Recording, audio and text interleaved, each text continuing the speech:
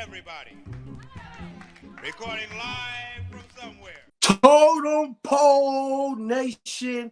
Week one of Sunday night, or week one of the NFL season is about to be complete. We know we got tomorrow's game of the Jets versus the 49ers, but we on prime time. Sunday Night Football, EA Sports Electronic Arts, Madden NFL 25, NFL on Sunday night, NFL on Peacock, NFL on NBC, NFL on CBS, NFL on Fox, and everything. We are here, Total Pole Nation. The rematch of the NFC wild card game. The Los Angeles Rams and Sean McVay and Matthew Stafford versus Dan Campbell and the Detroit Lions and Jared Goff. We are so excited for the matchup tonight. This is the rematch of the NFC wild card. On Thursday night, we had a rematch of the AFC Championship game. And I'm just so excited. The NFL season is back. We had some big games going on earlier today. We had the Tampa Bay Buccaneers, Coach Ball's Tampa Bay Buccaneers just smacked the Washington Commanders. And the game wasn't even worth watching today. It was not worth watching. Trust me. When people get on this show, when the Man from Soul gets on this show, or Terminator, or anybody's going to get on this show, we going to break down all the games there, because it was a lot of games. You had the Bills beat the Cardinals. The Bills were struggling. The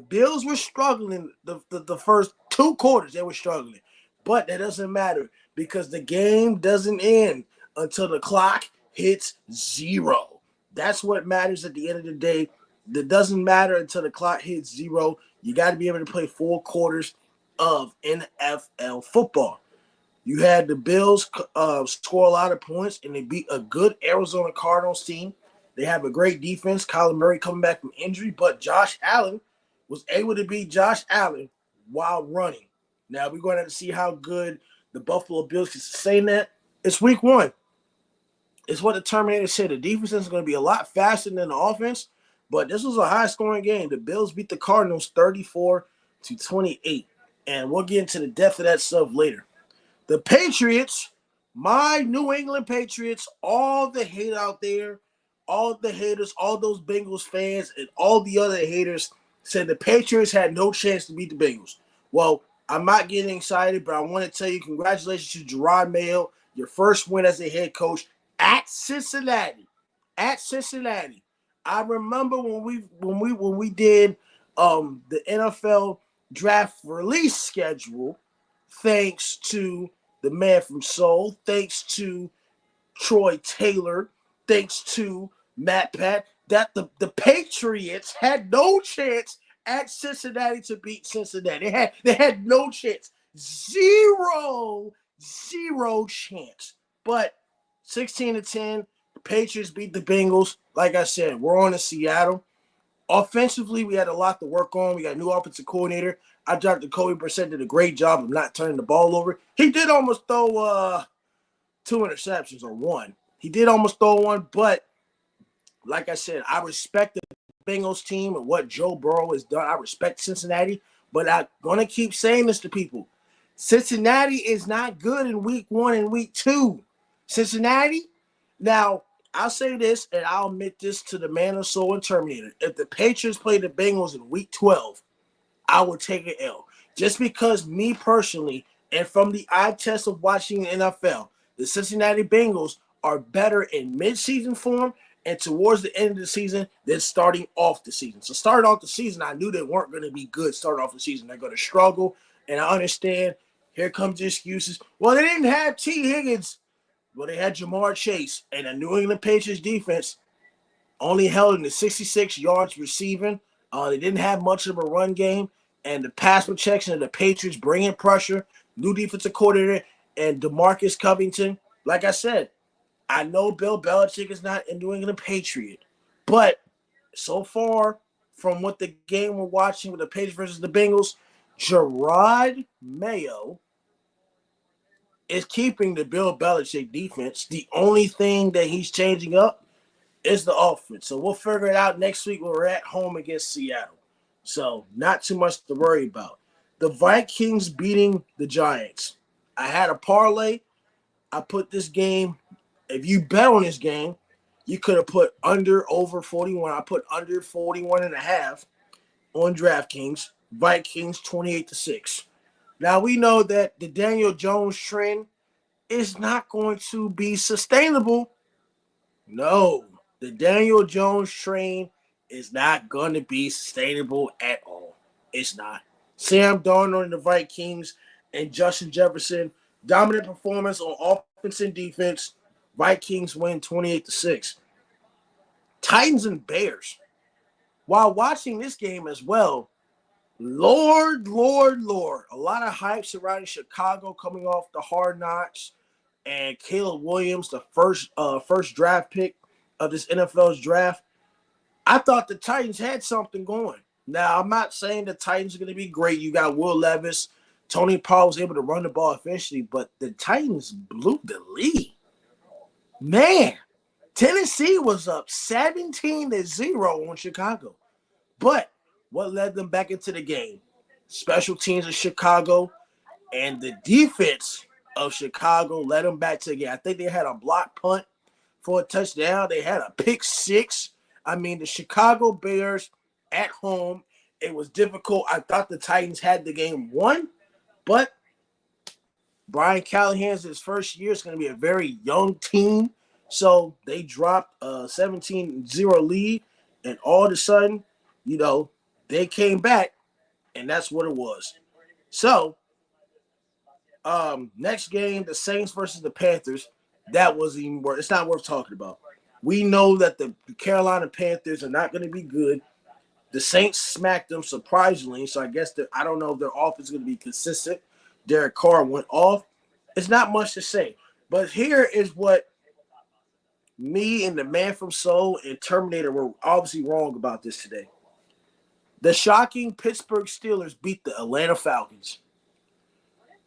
Now, does Justin Fields have a better chance of winning for the Steelers than Russell Wilson?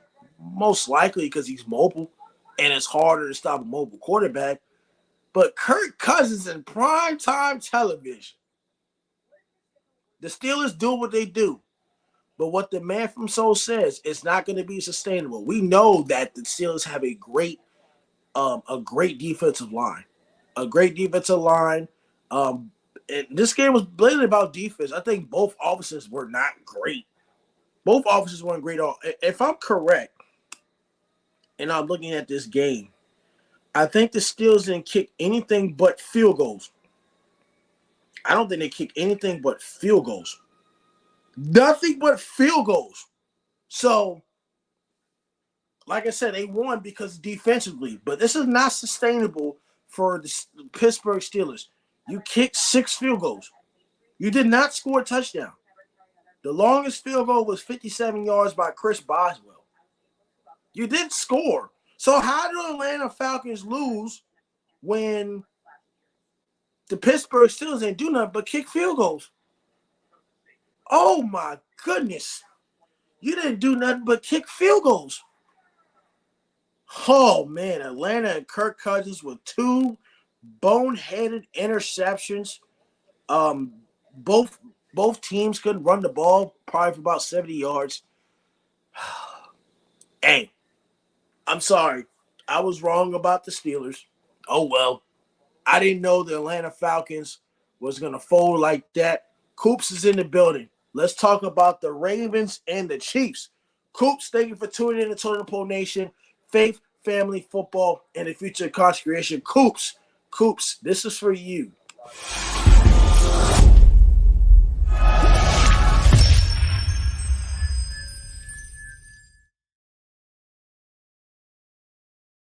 That's for you, Coops. Let's talk Ravens and Chiefs. You know what? And I think the Man from Soul and Terminator are going to really reiterate on this whenever they decide to hop on or in the future. I would tell you this. Until Lamar Jackson can complete a pass on 3rd and 7, which I understand in the drive they was coming back, but the way Lamar Jackson played in the Ravens offense, It's not sustainable. They got away with running the football. And what the man from Soul said is, what use is Derrick Henry if you're going to be down 10 or 12 points against teams that are better than you, and you're just going to throw it? You're going to throw it to what receiver? Zay Flowers? Mark Andrews ain't getting no targets. He got but 2 targets. The Kansas City Chiefs and Patrick Mahomes are better than the Ravens. And y'all can sit up here, and I can't wait. I can't wait till I run into Ravens fans tomorrow in my job. And they was going to shut me up. They was going to tell me they was going to beat the Chiefs. And I just want to hear nothing but excuses. Coops says sick. Sick intro for you, Coops. But I'm just waiting to hear excuses from Ravens fans. I'm just waiting. I'm waiting to hear the excuses. I hadn't talked to the Ravens fans yet, but at work tomorrow, I'm talking to those Ravens fans. I'm talking to those Ravens fans because I sat up there and I tried to tell y'all I'm trusting Patrick Mahomes and Aaron Rodgers and Joe Burrow that can complete a pass on 3rd and 7 consistently better than Lamar Jackson. So Ravens and Chiefs game, congratulations. When the Ravens are down, they're going to throw the football. The whole NFL is going to figure that out. Once the Ravens are down, and when you really need to throw the ball, Lamar Jackson can't complete a pass on 3rd down. Brandon Toms is in the house. Brandon Toms, what is up, Brandon Toms, the guy from South Carolina? You're happy this weekend, but not today. Those Carolina Panthers got that ass beat by 37 points. But you should be happy because the South Carolina Gamecocks beat the Kentucky. They beat the Kentucky Wildcats on Saturday night. So the South Carolina Gamecocks are 2-0, but your Carolina Panthers look like they're going to be picking in the top 5 of the draft. Brandon Toms, this is for you, Brandon Toms.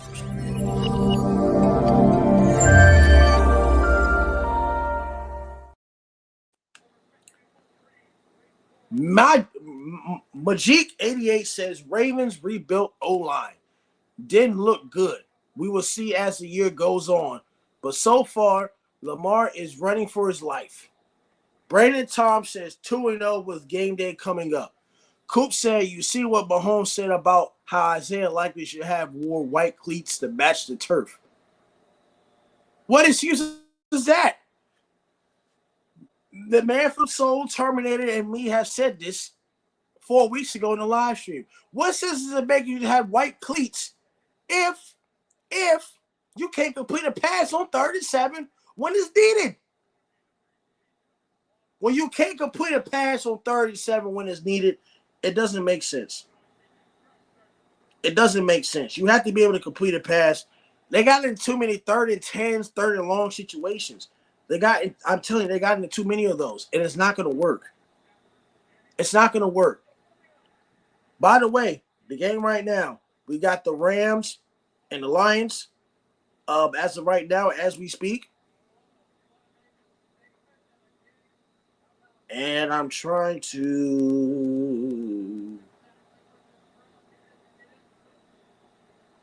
There you go. There you go. So we got Rams Lions right now. The rematch of the NFC wild card, and the Rams got the ball first. And it's going to be a great game. Joshua says, what do you think about the Bengals game today? The same thing that I've been telling y'all since the schedule got released. Oh, you're at Cincinnati week 1. Oh, you're at Cincinnati. Cincinnati is not good to start the season. The Patriots defense is what's going to keep us to win games. I know our offense has a lot to work on. I didn't expect our offense to do anything. I said the reason we could beat the Bengals and Joe Burrow is because of our defense. What did that game show? Defense. Jamar Chase. Well, they got Jamar Chase. Somebody said Jamar Chase is going to have 100 yards receiving on us. 100 who? He barely got 66. Well, they didn't have T. Higgins. I don't want to hear injuries and excuses. You're at home. You had time to win the game. You had time, but you couldn't stop the run. The Patriots ran the ball for 100 yards on offense. 100. And I'm not, we could be better offensively. We ran the ball. That's going to be the model for the Patriots is to run the football. I know Jacoby Brissett is not the biggest thing. And I'm not sitting here praising the GOAT like he Tom Brady. But the reason why I keep saying the Patriots have a chance to be 8-9, and 8-9 is reasonable. I'm not sitting up here saying they're going to win the Super Bowl or they're going to win the AFC East. No. The reason why I said they have a chance to be 8-9 is because when you look at it from an offensive standpoint, if you don't turn the ball over, you win games. Cincinnati had, 3 fumbles? Whew. Cincinnati had how many turnovers? 2 or 3? The Patriots had 0. So at the end of the day, I understand that the roster is not what it is compared to the other NFL. But at the end of the day, if you turn the ball over, you're not going to win games. You're not going to win games. You had 2 fumbles. The play in the second quarter, the guy from Cincinnati had a wide open touchdown. He fumbled the ball. So what excuses do y'all have? You push the ball down the field, you kick field goals, and you fumbled. So what excuse is there in week 1? I like y'all Bengals fans. I really like Joe Burrow. But don't sit up there and tell me that we're going to get beat by 20 and you know damn well Cincinnati's going to be 0-2. Guess who Cincinnati has next week? Kansas City. Kansas City. So you think Kansas City's going to go forward? I don't see that happening. Kansas City's just going to fold next week? Shit, I can't wait. Martin Mine says, only game I'm waiting to see is the New York Jets beat the 49ers in their own stadium. Let's go New York Jets on Monday Night Football. Aaron Rodgers, baby, Aaron Rodgers. We will be live streaming that game tomorrow. The Jets versus the 49ers. But right now, 12 minutes left in the first quarter, 3rd and 4. Jared Goff and the Lions, they're in 5-wide formation. They're going to throw the ball. And Jared Goff gets sacked by that young Rams defensive line without Aaron Donald. He gets sacked. Detroit is at home. The Rams are on the road. I think the Rams win this game. Dr. P. Ness is the Patriots are the 3rd worst team in the league, to be honest. Well, I appreciate your opinion, Dr. P. Ness. I wonder who your team is, by the way. Don't be mad because the Bengals didn't beat my Patriots. Don't be mad. I told you this shit was coming. And I'm not getting excited either. I'm not. But don't call me delusional when I told you what was going to happen. Cincinnati is not good to start off week 1. And Terminator said it best. The defense is going to be faster than the offense. And you can sit up there and look at other teams talking about, oh, well, they scored this many amount of points. Not everybody can sit up there and score points like that. Stargrove says, Lambeau, 7 more Patriot wins, and you'll see a payday. I don't need 7 more wins, to be honest. Well, sure, I did say 8-9, but in order to win the 2K, we just can't pick in the top 5. So I think 7-8 wins don't put us in the top 5. But I'll focus on Seattle. I'm not getting too ahead of myself in the regular season. I'll focus on Seattle next week. We're at home against Seattle. Seattle just beat a Denver Broncos team. So Geno Smith's going to be tough. We got to be able to handle DK Metcalf. And it's going to be tough. Joshua said, did you see the Chargers play pretty good today? Yes, I picked the Chargers to beat the Raiders, the Texans. Turbo, my Carolina Panthers. My Carolina Panthers are horrible. Yes, they are goddamn awful. I can't take it. Brandon Toms in the house. Ladies and gentlemen, Brandon Toms from South Carolina. Brandon Toms, go ahead and tell us about your Carolina Panthers. Getting shit on by the New Orleans Saints week 1. But your South Carolina Gamecocks look good against Kentucky. So you got something to be happy for. All right, so first things first, we're talking about the NFL, so let's just talk about the Panthers right now and how god awful of a team and a franchise this truly is. David Tepper is a complete and utter scumbag. So I live in York County now. So the Panthers are supposed to build this multi-million-dollar training facility in York Mm, County to do training camps and all mm, this fantastic stuff. They were going to lift here, practice here, drive to Charlotte, play their games. It's only about a 25-minute drive anyway. So they were all but done building this piece of property for the Panthers. All they had left to do was electrical. David Tepper backed out. mm. Last minute decision to back out, so he cost the county a boatload of money in doing that. But anyway, that's another story for another day. The Carolina Panthers, their experiment under Dave Canales, only allowing the starters to play one drive in the preseason. Failed experiment, Dave. Failed experiment. The offense was absolutely atrocious. We can't hold on to the ball. Our secondary is god awful. They just let everybody run past them, and we can't stop the run. Jadeveon Clowney's 40 years old, and we traded Brian Burns for a first-round pick in the draft. So not too thrilled of a start. We got to figure something out defensively. The offense is horrible. I don't know how we're going to fix that. I don't even know where to begin. The O-line wasn't as bad today. I think really turnovers played a big part, but I don't know. I don't know where to go from here, Lambo. I was optimistic to start the year. Oh, Lord. Year two of Bryce Young. Defense played okay last year. Offense was just bad. And then now it's the defense is horrible and the offense didn't get any better. We added weapons and O linemen to help protect Bryce, and I don't think it paid off. Oh man, This week. we got some comments. Turbo Tony says, "Do you think Bryce Young will be good?" Dr. Peanut says Bryce Young is hot garbage. Mr. Bacon says, "Can I talk to you?" Michael says, "What do you think the biggest upset? Patriots beating the Bengals. That's not the biggest upset. New York Post paper picked the Patriots to be the worst team, 3-14. I said the Patriots would go 6-11. Hopefully the 49ers beat the Jets tomorrow night. Turbo Tony is in Charlotte and subscribing. We need a new QB. Sam Mason, Steelers walked out of Atlanta with a dub. I told you guys. Brandon Toms, do you think that Bryce Young is the future of the Carolina Panthers, or do y'all get Shador Sanders?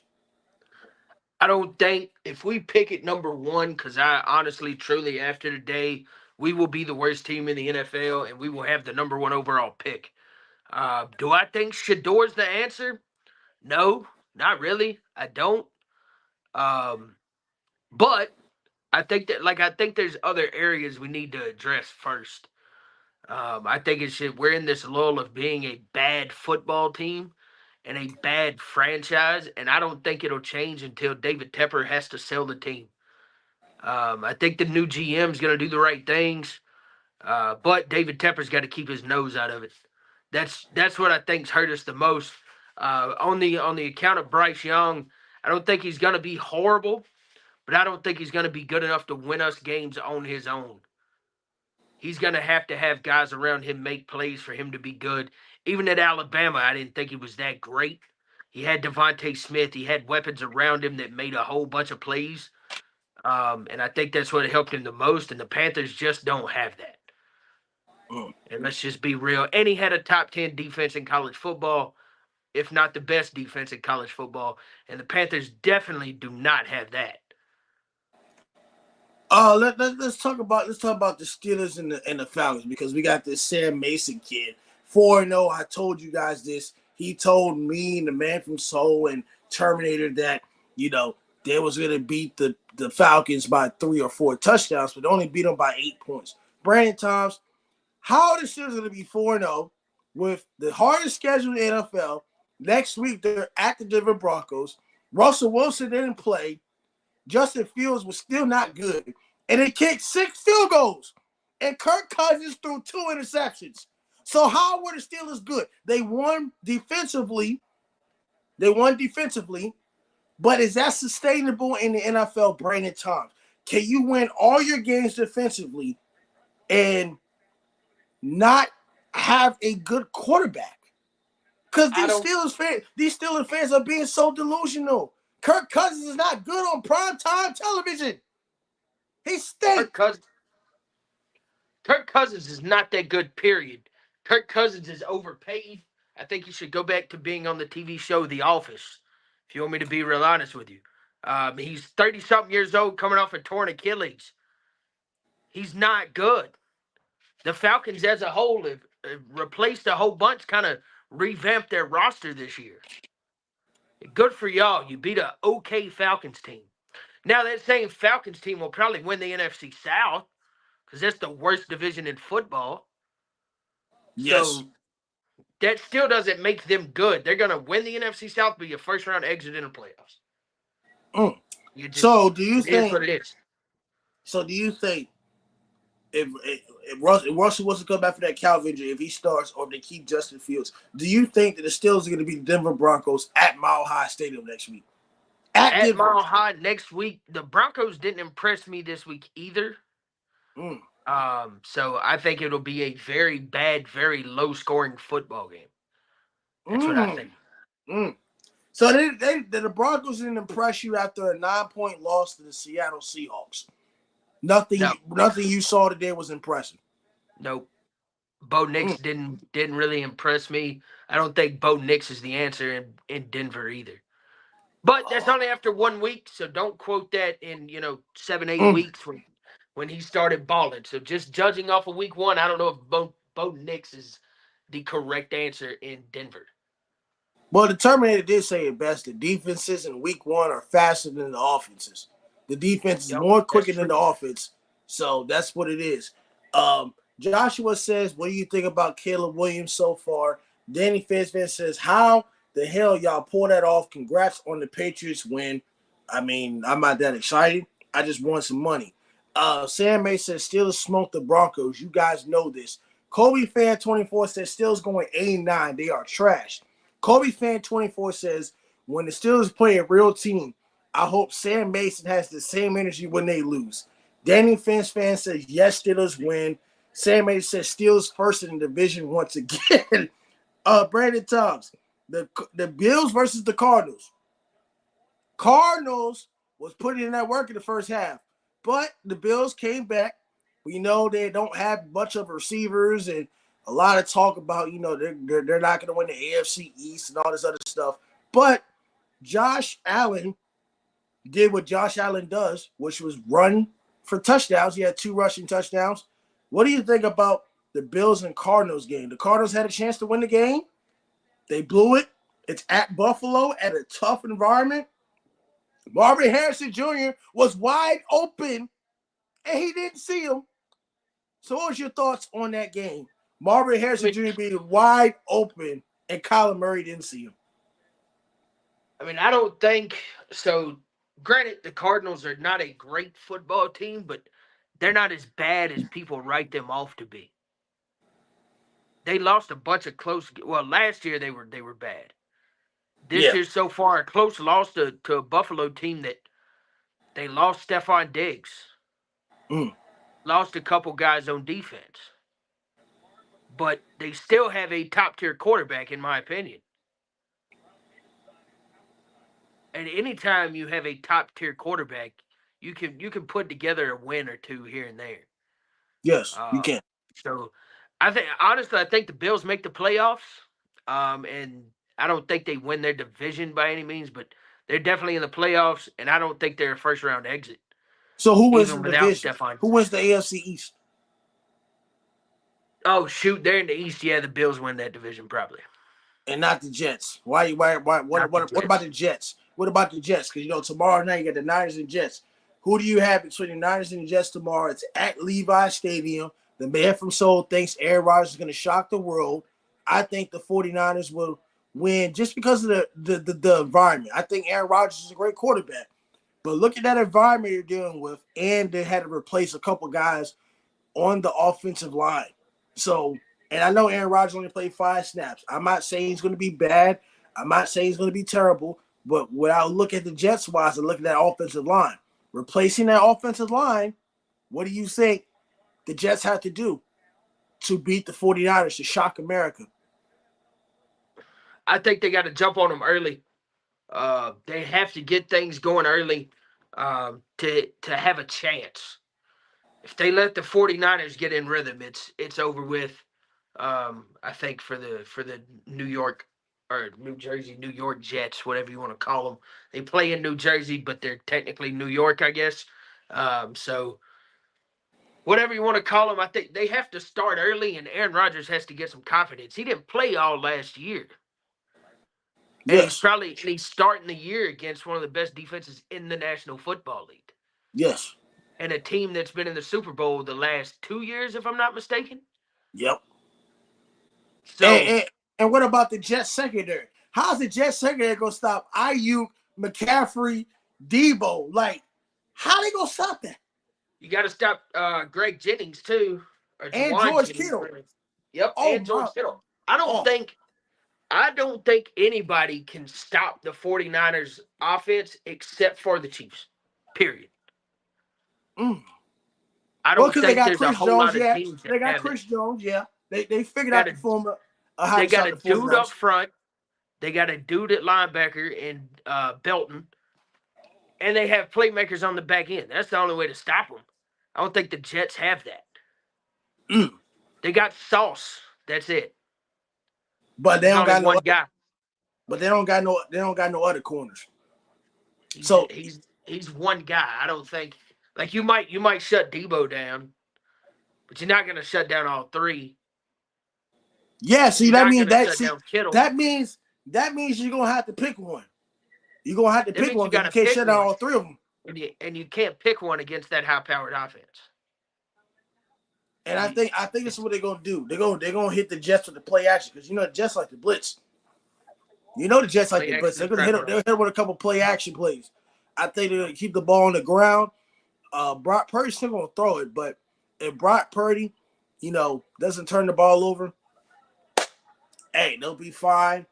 They'll be efficient if Brock Purdy don't turn the ball over. That's what it's gonna come down to. I think a also. Winner. Say it again. I said Brock's a winner. We had all this. I mean, there's all this conversation about game manager and this, that, and the third. Yeah. What he does do is win ball games. That's all you need to do. All you need to do is win. All you need to do is win. But I will say this too. If he wasn't in the offensive system and had the offensive firepower that he does around him, I don't know if we would be talking about Brock Purdy in the same way. Danny fan says, how about them Dolphins, though? Ella, your fantasy teams welcome Hill, Waddle, and Devon Arche. Kobe fan says, what about the Harrison terrible debut? Joshua says, honestly, I think the Dolphins win the East. How are the Dolphins going to win the AFC East when they can't beat nobody? They can't beat no teams above 500. Brandon Toms. Tua is the fourth highest paid quarterback in the NFL. How are the Miami Dolphins going to win the East? They lost a lot of guys on defense. They struggled damn near today against the Jacksonville Jaguars. They struggled against Trevor Lawrence. The defense don't look too good. I know it's week 1, so don't base anything I say off week 9 and all of a sudden the Miami Dolphins go have a miracle. But they struggle. And Tua can't play. The Dolphins can't play in cold weather. So how are they going to win the AFC East? Are they going to win the AFC East? What do the Dolphins have to do to be consistent? I think they got to figure out how to win in the cold. yeah, that's what I'm trying to say. I mean, because it's going to set up one of two ways. You're either going to have Buffalo in a game that you got to win the division. Yes. Or, I mean, you're going north to play 95% of your games at the end of the year when it's cold, and Tua can't win in the cold. That's a proven fact. So I don't think. Do they have the talent to do it? Yeah, probably. Yeah, they probably do. But they choke in cold weather. Tyreek Hill got arrested today. If y'all didn't see that on the news, yeah, that was crazy. And he still got an 80-yard touchdown after getting arrested.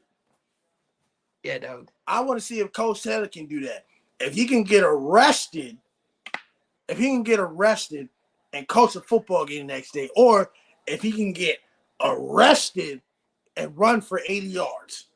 I want to see Negative. Coach Taylor do that. I don't even know if Coach Taylor can run 80 yards. Hey, He he might be be eating past his good. prime. He be eating good up in Fuma. I don't know if he can run 80 yards either. They be eating like Division I football players. I was up in Fuma last week. Man, they had some like quesadillas. They had some orange chicken, some Chinese food, some pasta. They eat like Division I players. So all the meals he be eating, I don't know if he can run 80 yards either. I probably got to pick him up because he's gonna be in a cardiac arrest. But Josh says, no. Skylar says, I think the Lions have a good chance to make it to the Super Bowl this year. Danny Fansmith says, we will find out Thursday when we beat Buffalo. Cleaton Dream says, I like turtles. Brandon Toms. Right now, Lions and the Rams, 3-0. The Rams are up 3-0 against the Lions. Can the Detroit Lions make it to the Super Bowl this year? I think they have a legit shot. Judging off of last year's performances, they made some changes in the offseason as well. I think they have a shot. Definitely a fan of Dan Campbell, so anytime I can kind of promote the Lions, I'm going to do so. I would run through a brick wall for Dan Campbell, and I hadn't played a competitive game of football in 3 years. Actually, no, 4 years, and I would run through a wall for Dan Campbell. Just his mindset and attitude towards the game, I think, and the culture that they have there in Detroit is going to win them games. And when games are tight, I think it always comes back. The way you fight and the way you play always is a result and a reflection of your culture. And the culture they have there in Detroit is bar none probably the best in national football. Somebody, Joshua says, the Cowboys look good against the Browns. Well, if you thought Deshaun Watson was going to be good, you must be on crack or cocaine if you think Deshaun Watson will be good. Now, my parlay messed up because I got CeeDee Lamb to get a touchdown. Dak Prescott got paid. Dak Prescott is the highest paid quarterback in the NFL. Brandon Toms, are Cowboy fans being too much because they beat the Browns and Deshaun Watson hasn't played a football snap in a good 2 years? And do you think that the Dallas Cowboys and Dak Prescott, highest paid quarterback in the NFL, are they set up for failure because you paid CeeDee Lamb and you paid Dak? Are you going to be able to pay Micah Parsons? I'm not even worried about Micah Parsons. How about finding a running back that's decent? And they can't run the football right now. So Dalvin Cook is not the same Dalvin Cook he was in Minnesota. No, he didn't even work out with the Jets. No, Dalvin Cook is definitely not the same Dalvin Cook. Yes, that's what I'm trying to say. He's not. He's definitely not the same Dalvin Cook. Whoa, calm down. He's not. I'm saying he's not the same. No. I'm agreeing with you. I'm not excited. I hate the Cowboys. I want them to suffer. I think they're gonna suck this year. So they had a whopping 100 yards of rushing today. Ezekiel Elliott led the way with 10 carries for 40 yards. Rico Dowdle. That's 40 yards. Rico Dowdle, who I'm a fan of because he's from my hometown. Like, I get it. I'm a pull for him. But he had 8 carries for 26 yards. Oh. CeeDee Lamb, who's the lead rusher? The quarterback? 25. No, I'm reading from top down, from highest to lowest. Damn. 40 by Ezekiel Elliott, 26 by Rico Dowdle, 25 by CeeDee Lamb on 3 carries. Brandon Cook had 5 on 1 carry. Deuce Vaughn had 4 on 1 carry. Dak Prescott had 3 on 1 carry. They can't run the football. Against good defenses, you have to run the football. And remind me, Dak only threw for 179 at a touchdown. Dak didn't do anything crazy either. So their defense carried the win, then. It was their defense. Deshaun 40 Watson, catches. Deshaun Watson can't do shit, so it had to be the defense won the game. Deshaun Watson needs to retire. So Dak Prescott getting paid the highest paid quarterback in the NFL. The Cowboys are set for fair. So you pay that man to be the highest paid quarterback just for him to fold in the playoffs. Just for him to fold in the first or second round, and you not to be able to run the football.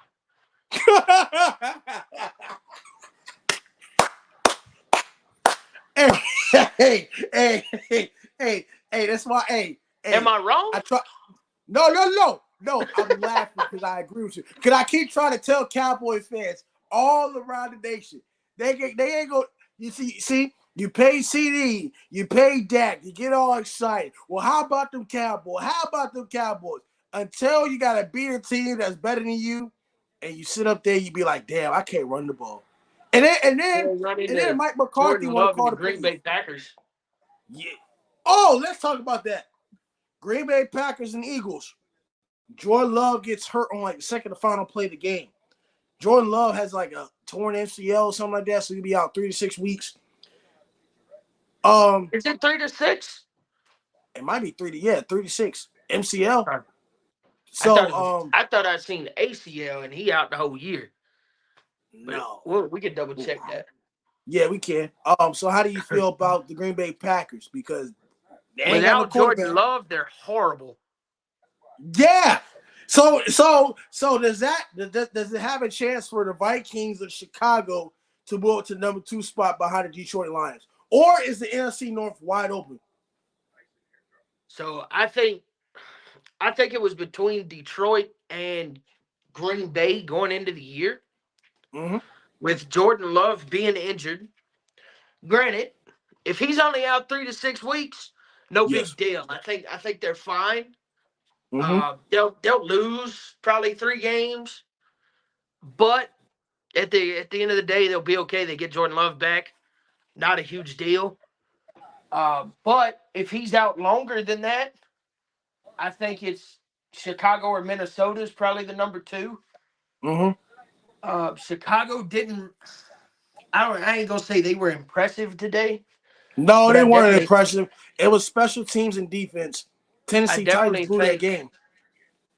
I definitely think one of those two become the number 2. And I'll lean with the Bears only because I think their defense is better than Minnesota's.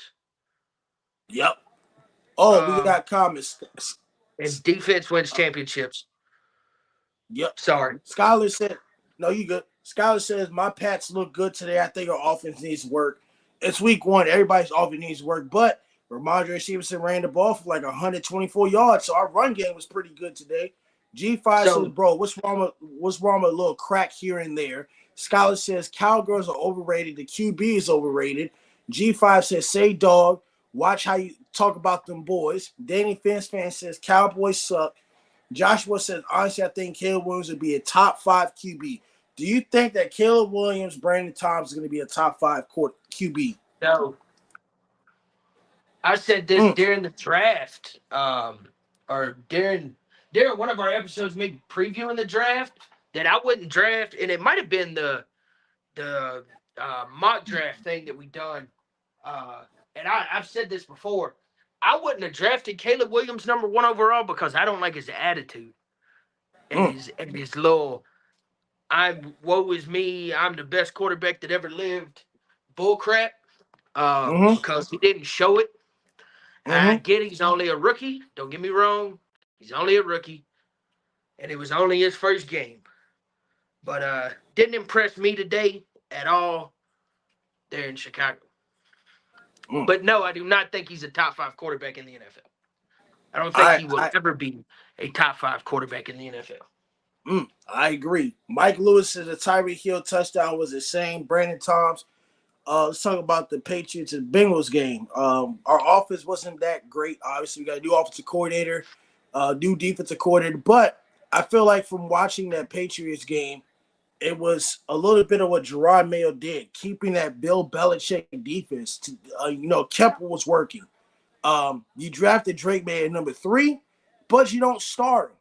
right? You don't want to start him too early because he has to learn and develop. And even the greatest quarterback of all time, Tom Brady, says the rookies need to sit because y'all talking about all these quarterbacks being good in the preseason, but until you play against starters in the NFL, real starters that have been in the league, starters that are better than you don't just throw a rookie quarterback out there. So, how do you feel about the Patriots Bengals game?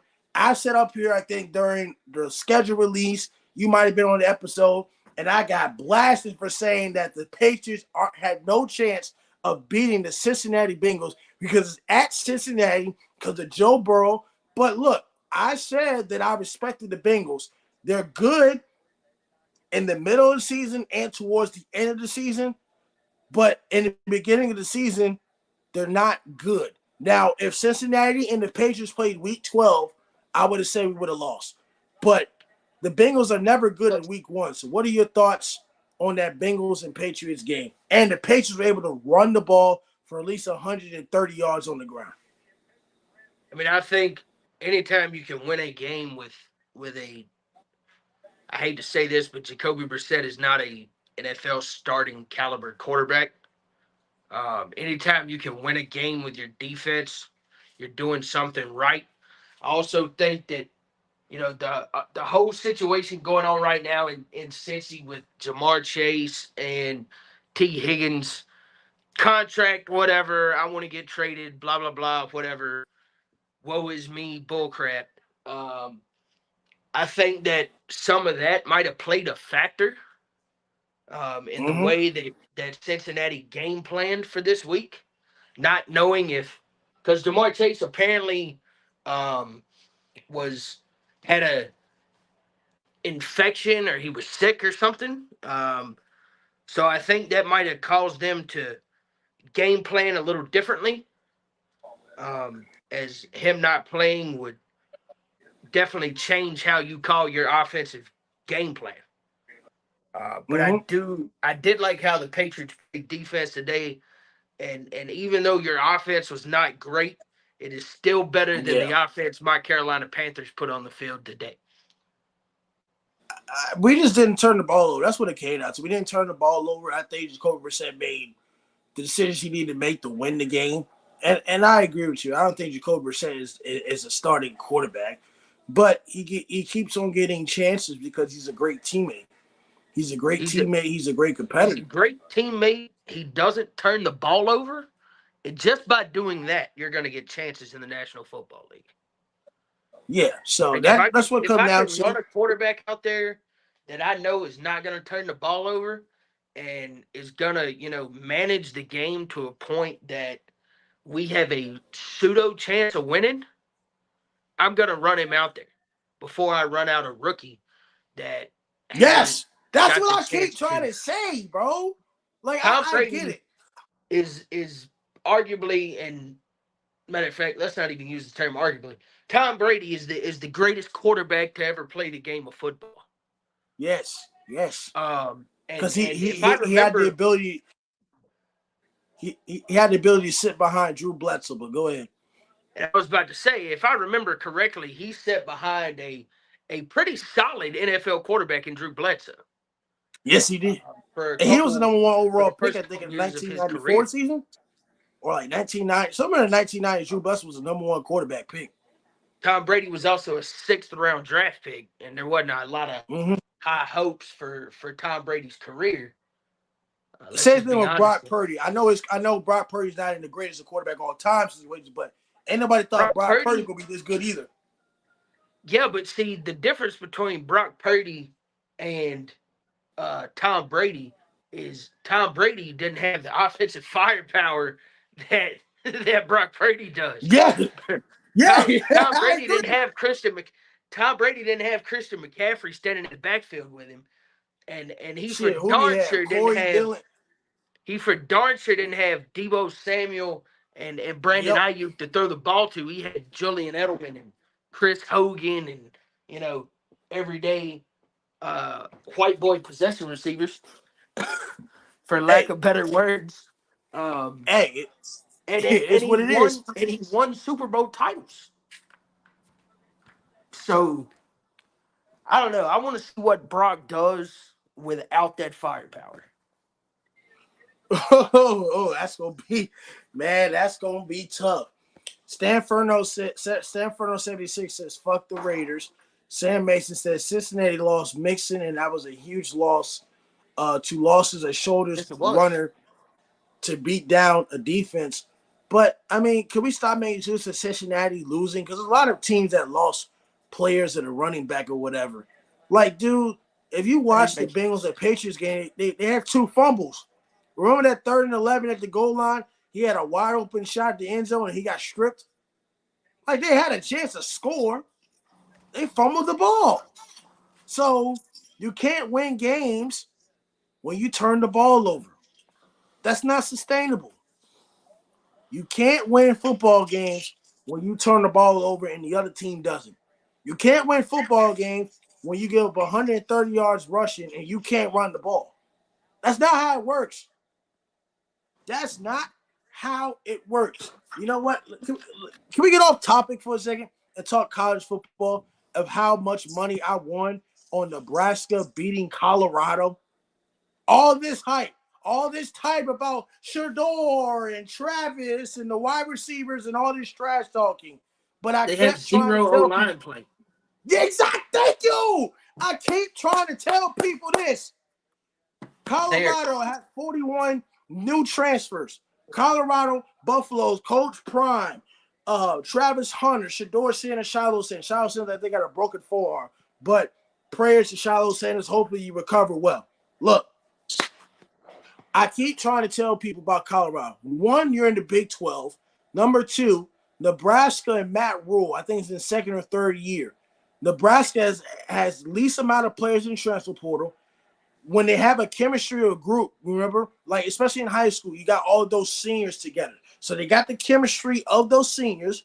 And I know that all the hype's like, well, Shador's not better than Dylan Raiola, but it's what Shador said in the press conference. Well, how many times did Dylan Raiola get hit? That tell you the offensive line is not that good. And not only that, the Colorado defense. If you bring in 41 new transfers, half of them on defense and half of them on the offensive line, how are you going to beat Nebraska at Nebraska? So please explain that to me, to the people that picked Colorado to beat Nebraska with no offensive line and no defense to stop that running game. And the worst play call ever on 2nd down was the going shotgun formation in your own end zone, run a hitch and a pick 6. Explain this to me, Brandon Toms. Explain that to me, and explain how I'm right about Nebraska beating So Colorado. Like, the go ahead. whole thing with Prime, and I don't get me wrong, I love some of the stuff he does.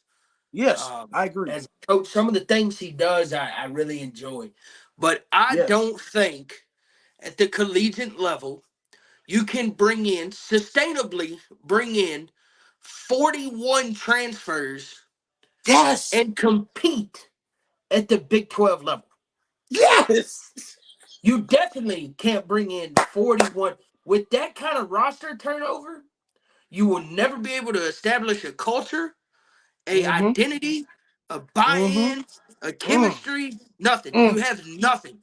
You have Mm. 41 new guys that you're Mm. paying probably $20 million. But guess what? If you pay the wrong guys, you're shit out of luck. Mm. That's a Nick Saban quote from Game Day. If you haven't seen it, they're talking about NIL and all this other stuff, but he literally, you paid $20 million for a roster, and if you pay the wrong guys, you're shit out of luck. Mm. And that's Mm. that's what I think is going on in Colorado. Look, I'm not a Colorado hater either. And I get that. And I get that we make mistakes. I get that we're not always right on our picks. But I just feel like that pick was so delusional when y'all really thought Colorado was going to beat Nebraska with no offensive line. So they play Colorado State next week. They're at Colorado State. Are they going to beat Colorado Colorado State next State's week? got one of the best O-line coaches in America. Bill Best. Yo, Bill Best. So is Colorado going to beat Colorado State with the best offensive line? And their defense going to stop their quarterback? I mean, it was a close game last year. Well, Colorado had the same. if Colorado State didn't blow the game and have those pick six and those turnovers, they would have beat them. Yeah, you got that too. But my whole thought here is if I'm Colorado, if I'm Coach Prime, Mm-hmm. and at the end of last year, I said, you know what, we have a O-line issue that we need to address. Yes. And we have some other position needs that we need to address. You think with 41 transfers, I would be able to get that done. But their O-line looked worse yesterday than it looked last year. They're bigger. They might have more stars. They're probably getting paid more in NIL. But they don't play better. They don't play better. And before we go back to the NFL, even when they played North Dakota State, they beat North Dakota State. What did they really improve on? What did they really improve on when they beat North Dakota State? State should have won that game. Shit. Yeah, they should have won. They couldn't stop the run versus the FCS team. Yeah, but they're going to stop the run of the Big 12? That's true. But also look at this. Even though they beat North Dakota State, when you look at Colorado, because their media, they're going to be number one in media and it's trending. When you look at Colorado, yes, but when you look at Colorado, it's like, what did they really get better at? They look like the same team they were last year. Did they really get better? 4-8. Exactly. 4-8. They didn't get any better. They beat North Dakota State, but it didn't get any better. North Dakota State is an FCS team that probably should be playing in the Big 12. Yes. Let's just be. They should definitely be in the Mountain West, or maybe the Pac-12, since it only has 2 teams now. They would compete at the FBS level. Yes. And Colorado should have lost. To be real honest, if it wasn't for a fantastic play by Travis Hunter. Yeah. That he will only make probably once in his lifetime. They lose that ball game. Yes, they do. Colorado got, in my eyes, they're worse this year than they were last year. Yes. They got manhandled by Nebraska. Manhandled. They are 4-8, 3-9 type of bad. They're going to get 41 more transfers next year. And they're going to lose Shador to the NFL draft. And Travis Hunter. And Shador's going to have stipulations on I'm only playing for the Falcons or the 49ers or blah, blah, blah, whatever his little bullshit stipulations are. And I hope he doesn't get drafted in the first round just to teach, primetime a lesson here. But is there any other quarterback that's going to get drafted in the first round visiting him, especially if the quarterbacks coming out this year aren't that good? I don't think this is definitely not a quarterback draft class. That's why I think the Panthers have to sit on Bryce Young for another 2 years. I think we'd move on from Bryce in 2 years. And the reason being is because there's not a quarterback worthy enough of a first-round pick, especially a number 1 overall pick, which I think we will have this draft coming out, that I would spend a first-round number 1 overall pick on.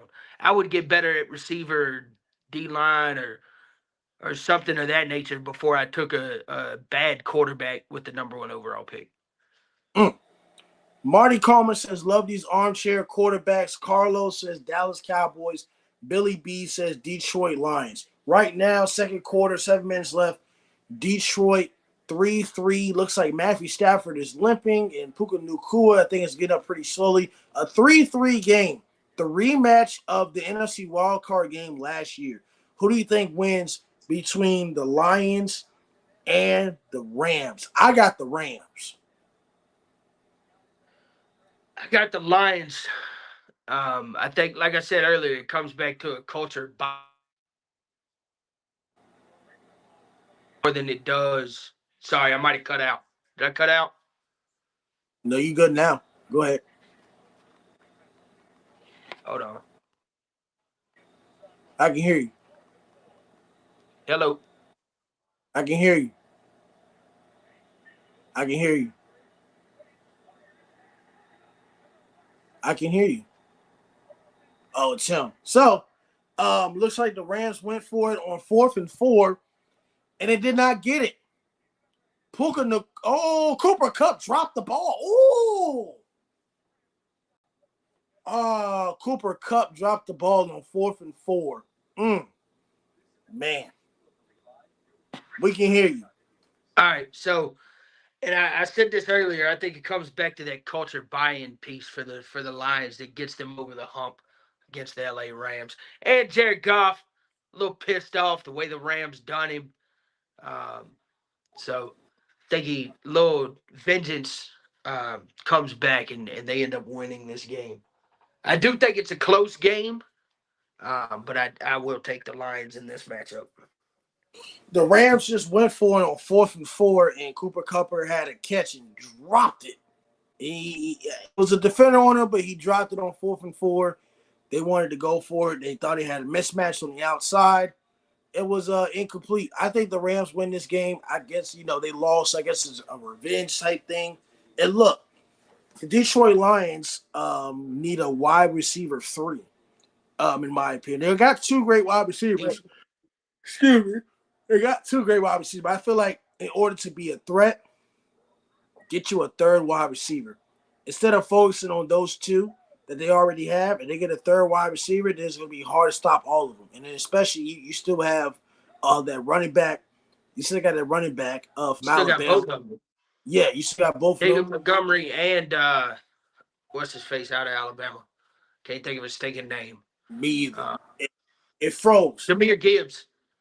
Yeah. So you still got those running backs as well. But I think when it comes to the Rams, I think offensively they're going to be more efficient. I know they had a lot of injuries last year. They'll be more efficient.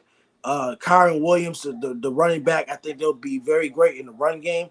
Now, I know the defense is going to be an issue. Right now, they're doing great. I think the second is going to be an issue because you lost defensive coordinator Raheem Morris. He's now the head coach of the Atlanta Falcons. But look at it from perspective as well. They're getting pressure on Jared Goff right now, but it's hard to replace Aaron Donald. Aaron Donald is one of the best defensive players in the NFL. So you're trying to replace Aaron Donald. That's going to be very, very tough for you to replace Aaron Donald. So right now they're being efficient, but looking at it from a long-term standpoint, I think the Rams defense is going to struggle just a little bit, just because you're trying to fill a void of Aaron Donald, and he's not replaceable, dude. You can't just sit up there and replace Aaron Donald. And in their secondary right now, it looks like Williams with that big catch and run, and Jalen Ramsey being with the Dolphins. You don't really have anybody. You don't really have a solid corner. So you got a lot of young corners. You got a young defense, a new defensive coordinator. So the defense, I think, is going to struggle this year. It's definitely going to struggle. Marty Calmer says, remember, he's a college grad. College grads should be ranked also are more important than graduation rates, affordability, and salaries after earning a degree. Marty Calmer says, let everybody lost money on my Buccaneers today but me. So did y'all What Brandon is Thomas graduation rate? Say it again? I'm trying to figure out his graduation rate comment. I think it was based on we were talking about Colorado. Oh. Shador. Okay. I guess you're talking about Shador Sanders. Then Marty also said, let everybody lost money on my Buccaneers today except me. Well, y'all delusional if y'all really thought the Commanders were going to beat the Bucs with a rookie quarterback. Y'all must be real hella delusional. Let's talk about that game. The Commanders and the Bucs. Coach Bald was at the game today. The Bucs versus the Washington Commanders. Troy Taylor said that Jaden Daniels was going to be the next Randall Cunningham. And they struggled. Defense got torched. And I know it's week 1, so I'm not sitting here saying they're going to suck and that's the end of their season, but it's just tough. I mean, how did you feel about the Commanders and the Bucs? Yeah, that's tough.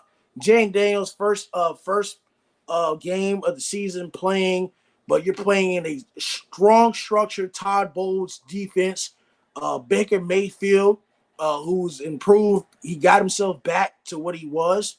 I'm not saying he was Baker Mayfield, Oklahoma, but he's good enough to where he's not turning the ball over. He's a starting quarterback again. How do you feel about the Bucks whooping the Commanders' ass? Dan Quinn's a defensive coach, and like you said, the defenses are faster than the offenses. As what Terminator said, the defense looked like a shit show today. They couldn't stop nobody. You got to stop Chris Godwin and Mike Evans. Lord, they need some help. So what are your thoughts on the Commanders and the Bucks game? I mean, they got some new pieces over there in DC too. Obviously, Austin Eckler joined the squad. Yep. Frankie Louvu, linebacker from my Carolina Panthers, left and went over there. So they got some new pieces there as well. Jaden Daniels and that offense struggled, um, which makes me think that the defense was on the field for a super long time, which is not good. Even in right, I coach high school ball, and if our defense is on the field too long, we, I mean, at some point, defense is going to get tired, and we're going to give up some points. So I think that played a role today, with that offense struggling as bad as they did. But I'm not impressed, with the Commanders as a whole right now. The Bucks, I think the Bucks are probably the second best team in the NFC South. Yep. If not the first, I think it's between them and Atlanta, for the NFC South title. And I think it could go either way. I'm not sold on Atlanta being really good. Obviously, they wasn't impressive today, but like I said, Kirk Cousins, 30-something years old, coming off of an Achilles.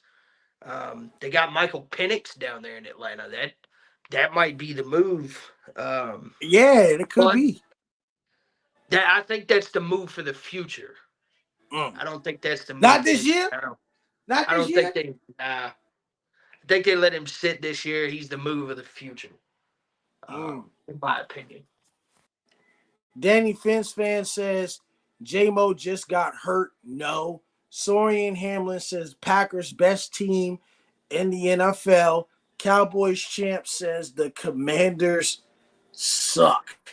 Yes, they do. The Commanders do suck. Let's talk about this game right here. A very close game today in the AFC South. The Texans beat the Colts by 2 points. A very great game, 29-27. What are your thoughts on the Texans and Colts game? I thought it was back and forth, but CJ Stroud being CJ Stroud, I thought AR5 threw some pretty good deep balls. What are your thoughts on the Texans and Colts? Do you think these two teams come down to the division in the AFC South if Jacksonville struggles, even though they should have beat the Dolphins? Are these two teams going to compete for the division? Yes, that's the only two NFC South teams, I think that can compete. The Jaguars, I don't think are all that good. Granted, they look decent today, but I don't think they're at the level that a lot of people are giving them credit for. I also don't think Trevor Lawrence is worth his contract either. Let's just be real with people right now. Um, so that's where I'm at with the NFC South. I think it is between the Texans and the Colts, just like it has been for the last several years. Other than obviously when the Texans were horrible and ended up getting C.J. Stroud, but that's a whole nother story. I do think, yeah, those two teams are the two teams that compete for that title. Um, and that's just how it is over there in the NFC South or AFC South. Sorry. Cowboys champ says Colts have a good defense. Right now we at 3-3. Looks like the Lions are in red zone right now to see if they can try to get a chance to score a touchdown against this Rams defense. You really weren't impressed. Um, you really weren't impressed of the Chargers, the Raiders and Chargers game. I've been hyping on the Chargers, talking about Jim Harbaugh and what he's gonna bring to the Chargers with the first win in the Jim Harbaugh era. What are your thoughts on the Chargers and Raiders game? Antonio Pierce starting Gardner Minshew. I know it's 0-1. I know there's 17 more games to go, but looking at it from an aspect, are the Raiders going to be picking in the top five? Because they're in a tough AFC West. I think the two best teams in the AFC West are the Chargers and the Kansas City Chiefs. Oh, I wasn't overly impressed. I do think Gardner Minshew might be the right start there in Vegas. I think they'll turn it around. I think week one there's a lot of funny things that tend to happen. So I actually do like the Gardner Minshew start. Now whether or not he'll keep it or not remains to be seen. Aiden O'Connell is still there, who was solid in replacing Jimmy G last year. So obviously they have a solid number two. I think it's Gardner Minshew for the first 3 or 4 weeks, and then oh well, maybe we give Aiden Connell a shot. Let's see what he's got. So I think that's how it works over there. Do I think they're a top five pick team? No. I still definitely think top 12 though.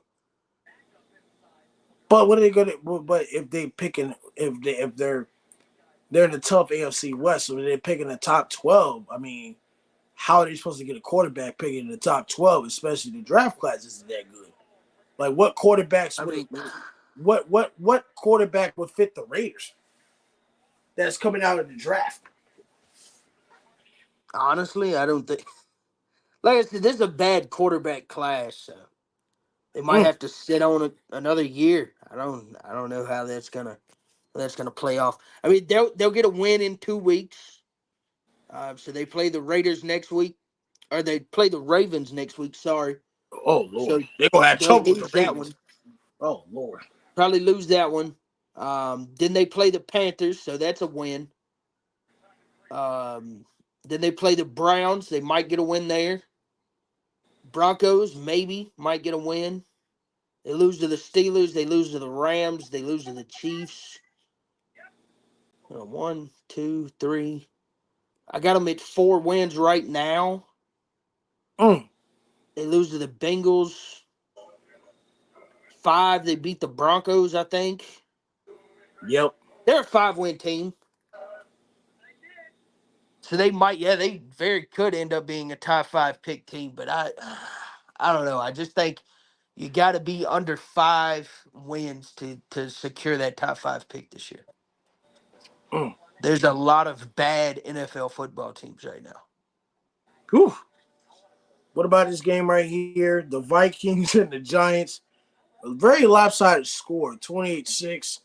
Um, Vikings did what they did without JJ McCarthy torn his ACL and everything. Sam Darnold played pretty impressive, but Daniel Jones looking like Daniel fucking Jones. I mean, what are your thoughts on the Giants? I mean, is their season over? I mean, and especially when you watch them Hard Knocks the all season, Joe Sheen gonna sit up there and act like he didn't know that the Eagles were after Saquon Barkley. So when you don't have a Saquon Barkley and you drafted a wide receiver from LSU at number 6, but Daniel Jones is also coming off an injury as well. I mean, excuse me. What are your thoughts about the Giants, and do you think the Vikings to be number 2 in the NFC North? The Giants they have to get rid of Daniel Jones. He's obviously not the answer. Like I said, but bad quarterback draft class, so he might stick around another year. Unless they can find some in free agency to help him out. The Vikings, it depends on the Jordan Love situation, like we talked about earlier. Jordan Love Mm, only out 3 weeks. Cool, no big deal. The Packers are still the number 2 team in the division. mm, Jordan Love out 6 or 7. I don't know. The Packers don't have a backup quarterback that I think is really good and are capable of winning them many ball games. mm, Um, excuse me. So I don't think it's too early to say the Vikings are the number 2. I'm not a Sam Darnold fan either. mm. Uh, obviously, But he was they a have top 5 Justin. pick. But they have Justin Jefferson. They do have Justin Jefferson, and I don't think Sam Darnold is the worst option in starting quarterback right now in the National Football League. I mean, you could have Bryce Young. That's a little worse. Um, and so I think Sam Darnold could maybe win them, 6, 7 games. I don't think they're a 9 or 10 win team at all. They might be in that same boat like you were talking about with your Patriots, an 8 win team. I could see that, but I think the Packers end up being the number 2 seed, depending on how the Jordan Love situation pans out. T-Mac says, what it do? Madden says, Coach T, how upset he is watching the Bears do what they are doing and then the Panthers taking another big step in the wrong direction. Oh, yeah, you guys rock. Lala123 says, what about the Chiefs? And Madden says, when will you guys stop hating on the Bucks? How are Nobody we hated on hating the on the Bucks. Bucks? How are we hating on the Bucks? We told you that the NFC was it? The NFC South is the weakest division in football. I wouldn't be surprised if it came down to the Falcons and the Bucks. The Panthers aren't good, and the Saints ain't gonna be good either. So I wouldn't be surprised. It's the weakest division in football. When will you stop hating? I'm not hating on the Bucks. Y'all play the Commanders. Stop. The Commanders aren't gonna do nothing. Talk to Coach Taylor about that. Talk to another Commanders fan. I don't know. I'm not a Commanders fan. I picked y'all to beat the Bucks. It's on my DraftKings parlay on my phone. I knew y'all was gonna beat the Commanders. I don't trust Jaden Daniels over no Baker Mayfield. Stop. Stop now. Stop that delusion nonsense. So let's A rookie hit on quarterback is better than Baker Mayfield? They let's hit will. on Go ahead. let's hit on Madness's other question he had about upsetting. Can you put that one back up there, please?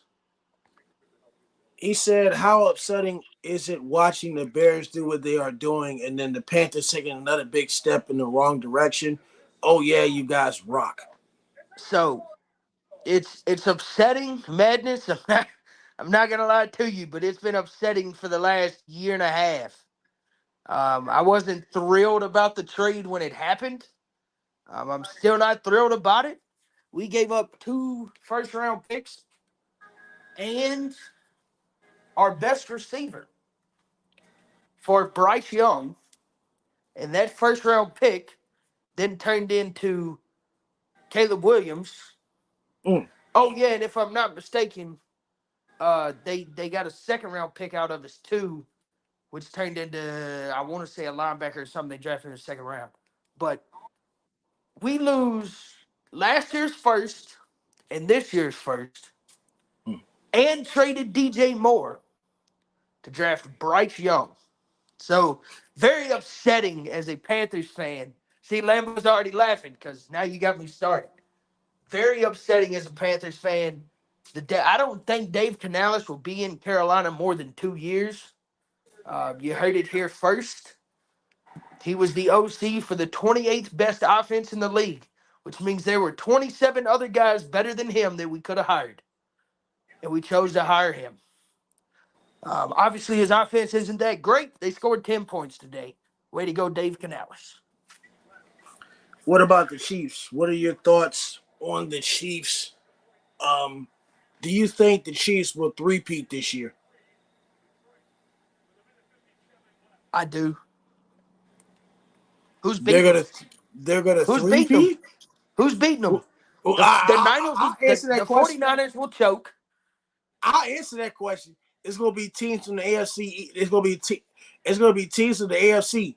One, it's gonna be the Bengals because hold on, the Chiefs don't want to see the Bengals in the playoffs. They beat them. Yeah, They true. beat them That's at true. Arrowhead.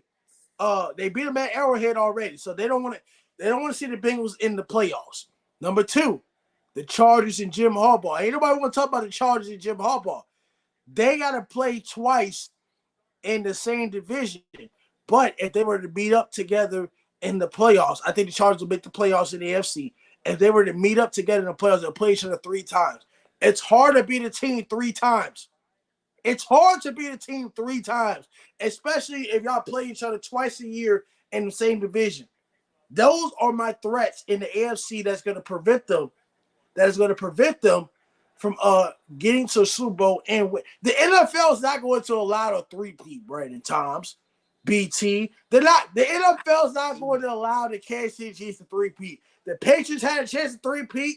There's other teams that had a chance to three-peat, like the Cowboys and the 49ers and all that other jazz. The NFL won't allow it. The NFL is not going to allow the Kansas City Chiefs to three-peat. They won't allow it. It's going to be the 49ers. The 49ers are going to win the Super Bowl this year. Okay, I'm just glad you didn't say the Ravens were going to beat them because No. Until Lamar Jackson can complete a pass on 3rd and 7, I'm not picking the Ravens to beat nobody. Awful. I said the Ravens are the best regular season team. But when it comes to Lamar Jackson throwing the football when he needs to throw the football, he can't complete a pass. Oh, let's talk about that game, by the way. I don't know if we talk about that game, the 39 game. Ravens versus the Chiefs. How all Ravens fans was talking all that chat. It's revenge. We lost to them last year. Oh, Lamar this. Oh, Lamar that. But they forgot that Patrick Mahomes was on the other side of the field. And I kept sitting there trying to tell people Ravens fans want to hush me up. Ravens fans want to hush me up and all this other jazz. But I sat there and told you the man from Soul said this, and his brother Terminator said this as well. Until Lamar Jackson can complete a pass on 3rd and 7, 3rd and 10, 3rd and 13, they ain't going to beat nobody. By the way, the game was close, but what did they do?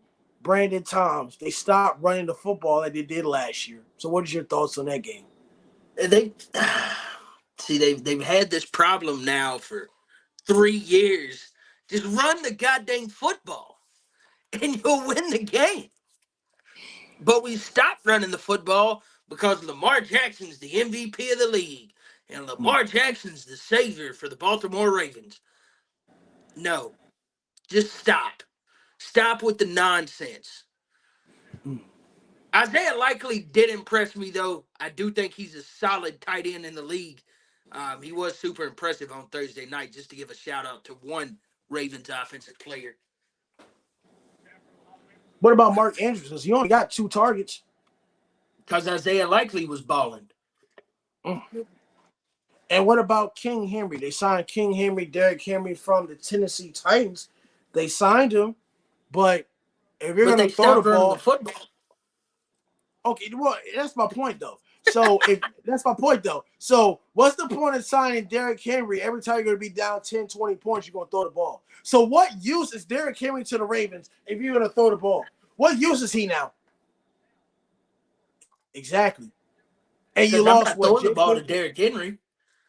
Yeah, I'm exactly. putting it a different back on 3rd and long. I'm not throwing it to Derrick Henry. And you already lost J.K. Dobbins and Gus Edwards and all these other running backs.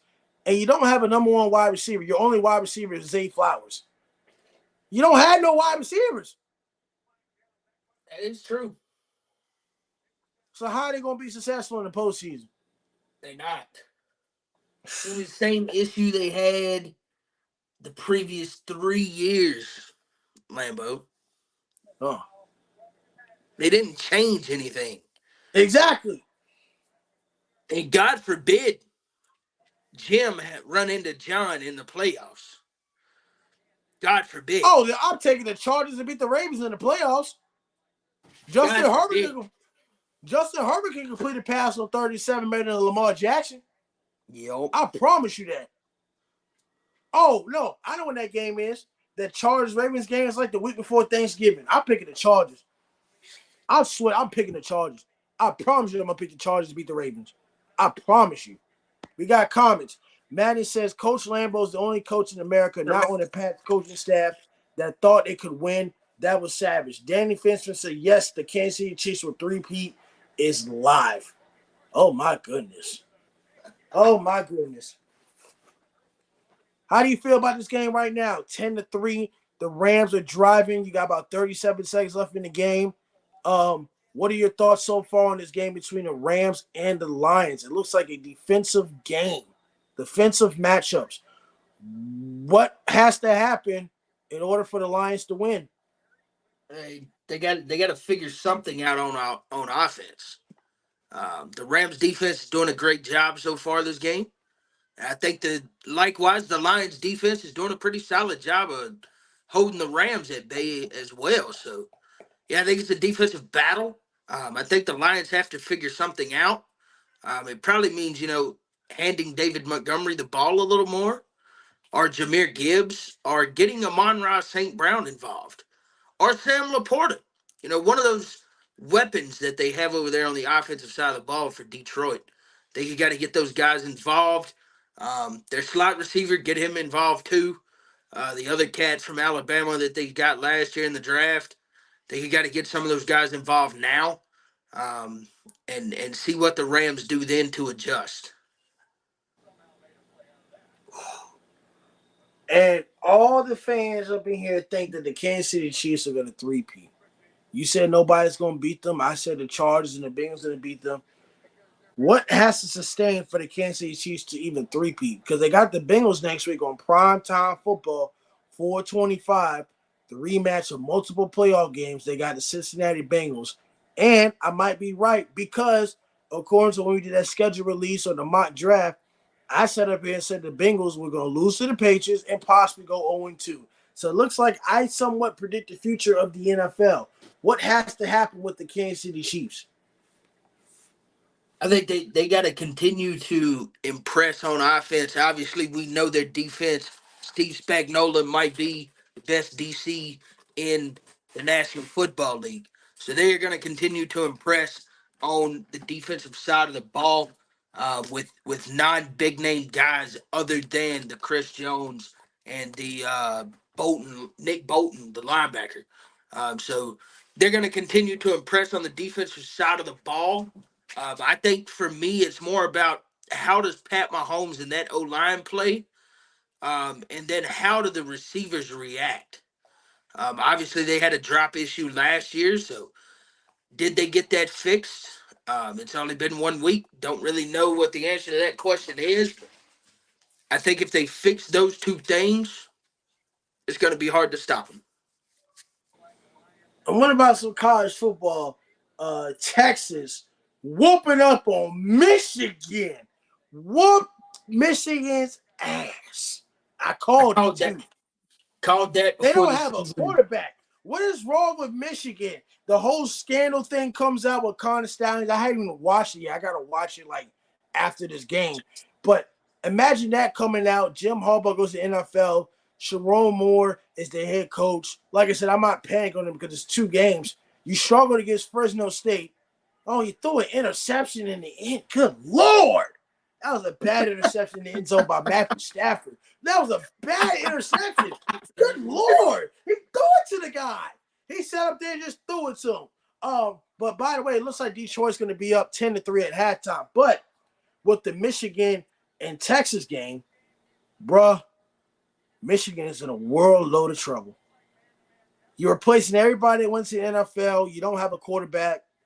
And I know you're defending champs, but Texas looked like they just had it their way. Oh, my God. Like, what happened in that game? They ran the ball. Look, Wink Martindale's defensive coordinator. I'm like, you let that happen? They ran the ball. They did whatever they want. I said, wow. So what are your thoughts on that Texas-Michigan game? Texas looked like the second best team in college football behind the Georgia Bulldogs. And I think it's between Texas and Georgia for the national title after the first 2 weeks of the year. And if you think anybody else stands a chance, I will be more than glad to hear your opinion. But I think it's Texas, Georgia, and Alabama struggled early on against South Florida. So they're not.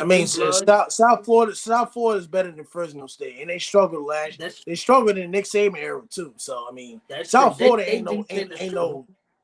But I don't see anybody beating Georgia. I don't see anybody beating Texas. Alabama will beat Texas. You think so? Yes. Okay. Defensively, they're not. I think defensively they're going to change, but Kalen DeBoer's went everywhere he's been.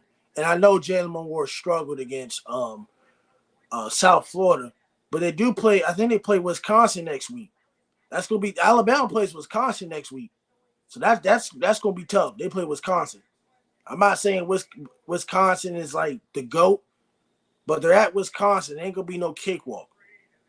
And that's And that. Go ahead. other college football news, game day is going to Columbia, South Carolina on Saturday. Who do y'all play next week? LSU. Y'all gonna lose. Y'all gonna lose to LSU.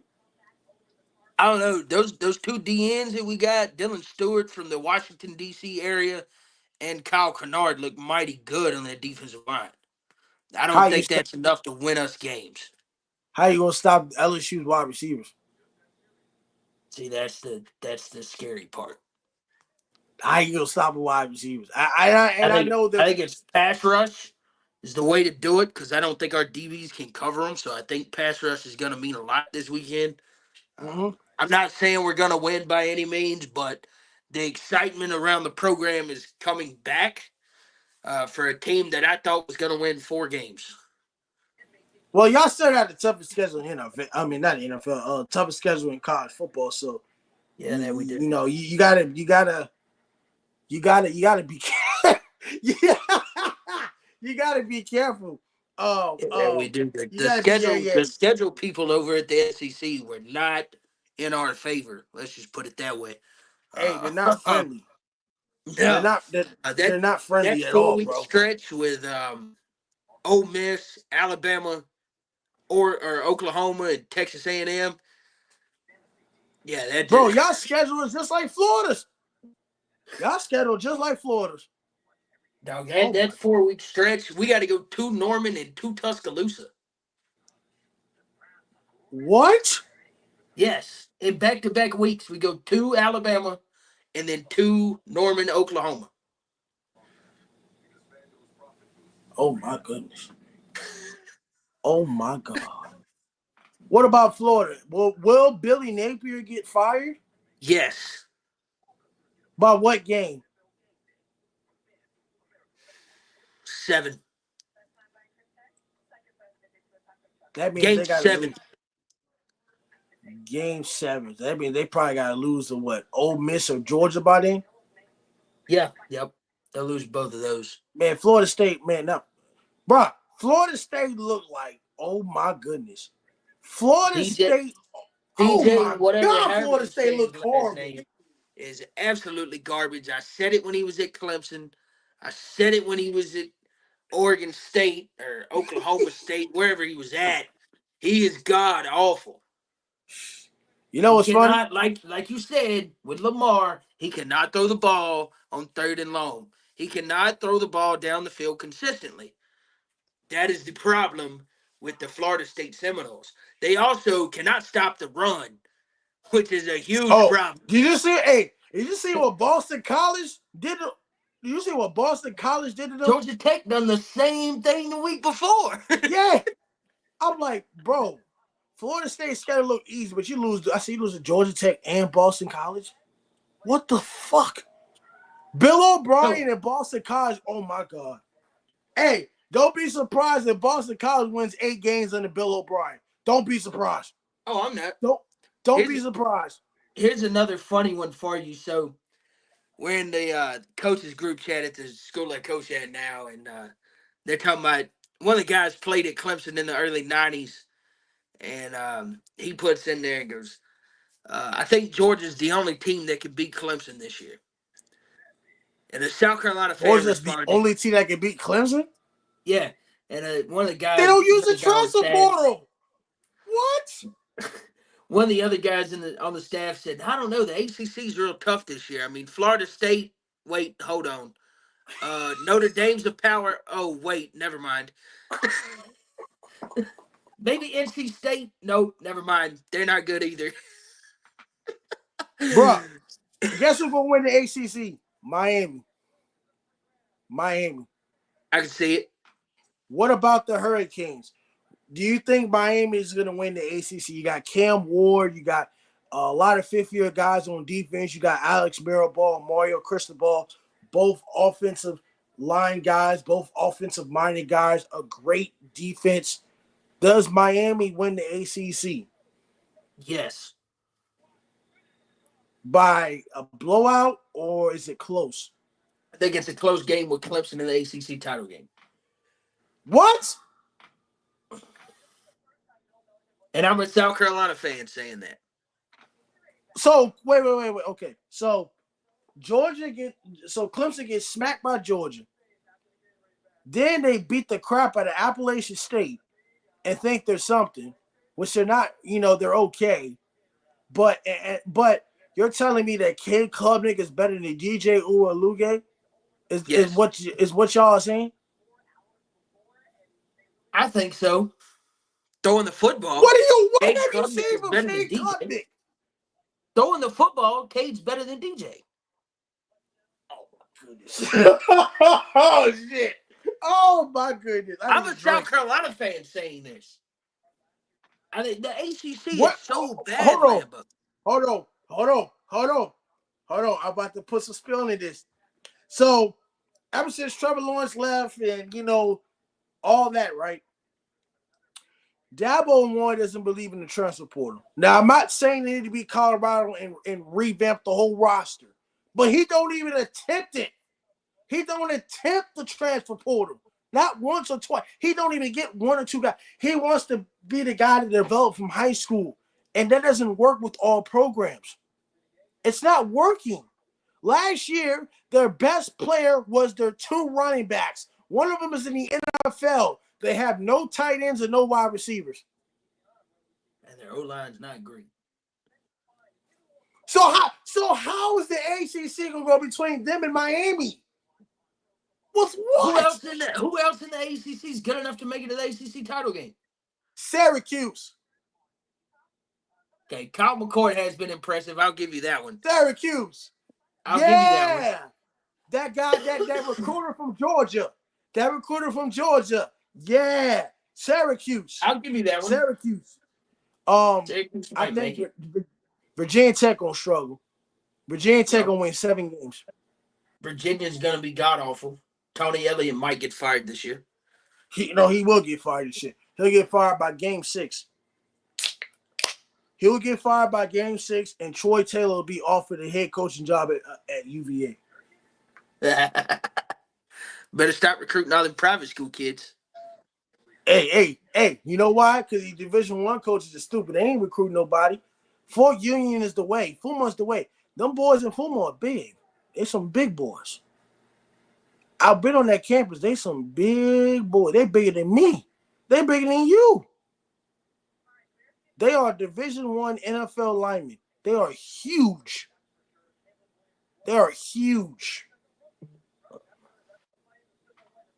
Oh, who's winning the Big Ten? The Big Ten? You got Ohio State, Michigan. Oregon. Well, I don't know. Oregon struggled. Oregon struggled the last 2 weeks. Yeah. Whew. Is it Ohio State? Because Ohio State has the easiest schedule in the NFL.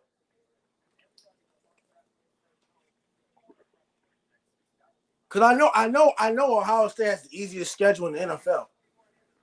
I know they do. Yeah, I think Ohio State wins the Big Ten. So that means Ohio State is going to the college football playoff? Yep.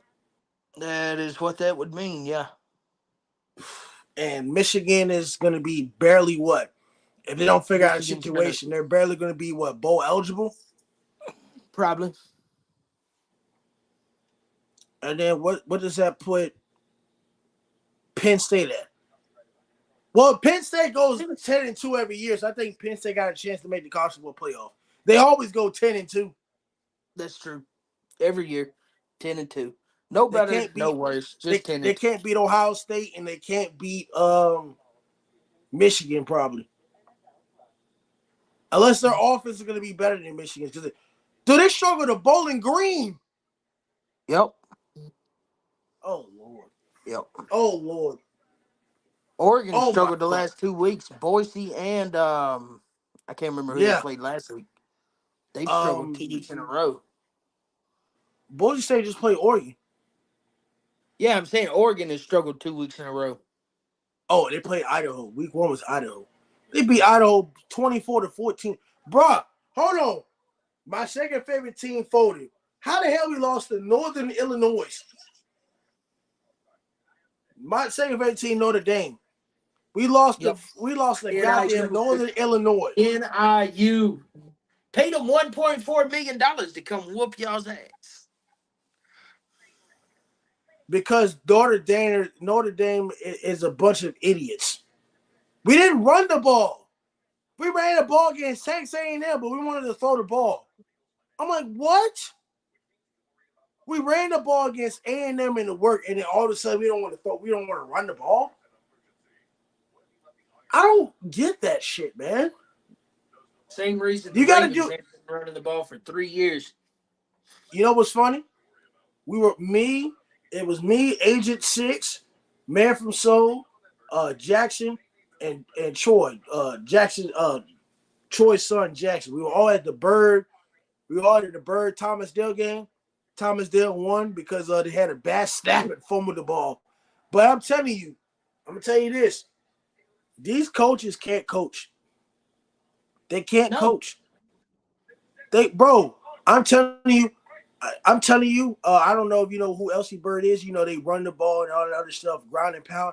Bro, they was trying to run the Thomas Dale offense. They run the Thomas. They got some dude named Sal, Coach Sal from Dale. He was the former Dale offensive coordinator. He went to Bird. They trying to run the Dale offense with no wide receivers. Can't do it. Can't do it. You got to have athletes to run Dale's offense. I'm gonna tell you the truth. I'm gonna tell you the truth. Bird does not have the athletes that Dale has. Period. Bro. In the story, Bird does not have the athletes Thomas Dale does. No. If you watch, like, if you was there at the game, that's Thomas Dale's worst team. Worst team. Really? Like, they're not even big. They're not big. What I'm hearing is Dinwiddie beats Thomas Dale this year. Yes. That game was sloppy. The game between Bird and Dale was very sloppy. Now Paul's son is great. The play calling is shit. You know Matt Lawton? No. Or you never heard of Matt Lawton? He was the former Thomas Dale quarterback back in like 2017. He played at Bridgewater. He's the first year offensive coordinator. So they brought in a guy that used to play at Dale, that played at Bridgewater, that's the offensive coordinator. I think Dinwiddie does beat Thomas Dale. They're undisciplined. They're very undisciplined, very sloppy, and I think they need to take deep shots. So, yes, I wouldn't be surprised if Dinwiddie beats Thomas Dale. But Bird is not Bird no more. Traditional football, when they ground and pound, run ISO and power, they want to run counter. They ran counter. They don't run ISO. They don't run power. They don't use a fullback. They was trying to spread the ball. Like, I don't understand. I don't understand, like, why these coaches don't fit into the player system. Like, I don't understand. Like, this shit's a fraud. Oh, what do you think about the NFL kickoff? Hate it. Hate it. Absolutely hate it. It's awful for the game of football. Here's the problem. It'll be at the high school level in the next 5 years, probably. Just because that's what high school football does.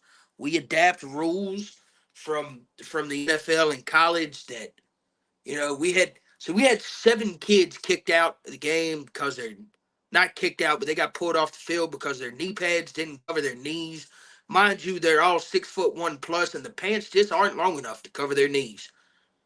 Yes. I mean, we can't help that the pants aren't long enough. If they're rolled up, that's one thing. But when they're not and they don't cover, come on now.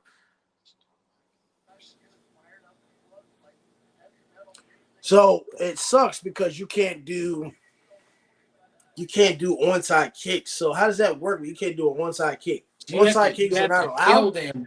No, you got to tell them now that you're doing an onside kick. That defeats the purpose of football. So you can do a fake punt, but you can't. But you gotta tell somebody to do an onside kick. Yep. My point exactly. That's a fucking joke.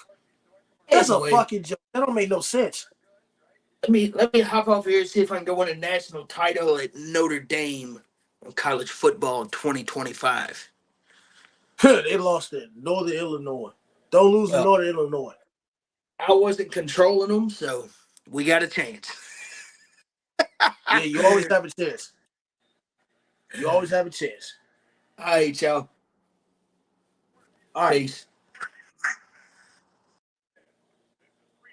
All right, that's it from Brandon Toms. I guess he's going to play NCAA college football, but we're still going to be live streaming Total Pole Nation, Faith Family Football, and the future of content creation. We help others, we change lives, we build champions. We believe that you be big-time live streamers. We believe that you be big-time YouTubers, and we believe you'll be big-time content creators, right? Don't forget to comment. Don't forget to tap that button on the 3 buttons. Don't forget to like, comment, and subscribe. Ask any questions, comment anything. What do y'all think so far about the Detroit Lions and the Rams game? The Detroit Lions third quarter halftime is over. They're up 10-3. They're up 10-3 against the LA Rams and Matthew Stafford. NFL Sunday Night Football on Peacock, NFL on Fox, NFL on CBS, NFL on ESPN, NFL on the NFL Network, EA Sports Electronic Arts Madden NFL 25, Los Angeles Rams, SoFi Stadium, Sean McVay, Cooper Kupp, Puka Nacua, Matthew Stafford. You have Ford Field, Detroit Lions, EA Sports Electronic Arts Madden NFL 25, Dan Campbell, Jared Goff, Amon-Ra St. Brown, Jahmyr Gibbs, David Montgomery, NFL Detroit Lions, and NFL Los Angeles Rams. Don't forget to like, comment, subscribe. Danny Fence fan says St. Brown needs to get it together. Amon-Ra St. Brown. The Netflix series of Receiver. YouTube TV. YouTube is the best live streaming platform in all of America. YouTube TV with NFL Sunday Ticket is the best live streaming platform in all of America. Danny Fence fan says Amon-Ra St. Brown needs to get it together. Yes, he does. Look, the Rams get the ball back.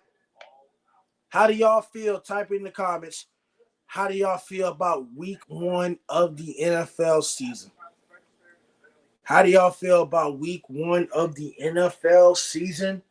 It is almost over. Tomorrow we will be live streaming. We will be live streaming tomorrow of the Jets and the 49ers, Aaron Rodgers, Christian McCaffrey. We will be on that tomorrow. Danny Fence fan says mine was great. He feels good about his Miami Dolphins, who barely pulled off a victory against the Jacksonville Jaguars. But hey, it is what it is. The late, great coach Troy Taylor says win by 1 point. Win by 1 point. That's all that matters. Win by 1. Jacksonville loses to the Miami Dolphins. I think it was 17-14, if I'm correct. I didn't even look at the score today. I'm just so glad that the NFL season is back. Danny Fence fan says the Jags are slept on. Explain to me why the Jacksonville Jaguars are slept on.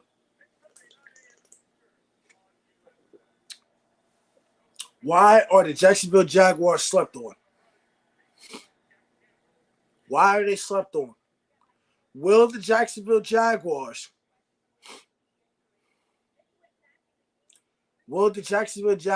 win the AFC South? And Puka Nacua is walking to the locker room with some kind of injury that is not good for the Los Angeles Rams. Puka Nacua has a knee injury. He is out. Puka Nacua is out with a knee injury. Hopefully it's not a ACL injury. That is not good for the Rams. 2nd and 11. Matthew Stafford in the pocket. Oh, Lord. Johnson, the wide receiver, I think it was about a 2-yard pass. 2-yard pass. You got the Detroit Lions bringing in a lot of pressure Aiden Hutchinson from the outside. Matthew Stafford has to get rid of the ball very quickly. Kyron Williams with the chip block. He just spun off of that. But the Rams' offensive line is struggling. The Detroit Lions is putting in pressure. 3rd and 10. Matthew Stafford drop back 4 wide receiver set. He throws it. Oh, he almost threw another interception. Oh, man. He almost threw another interception. Oh, my goodness. He almost throws another interception. They put Aiden Hutchinson in coverage. Looks like the offensive line just passed block. Oh, my goodness. That was a bad ball. He didn't see that. He didn't see that. That corner or safety right. That's a bad ball.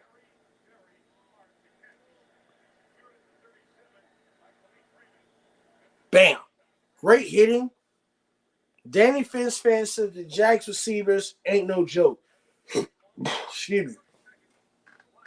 Gabe Davis, Christian Kirk, Thomas Jr., Ingram, ETN, they are loaded.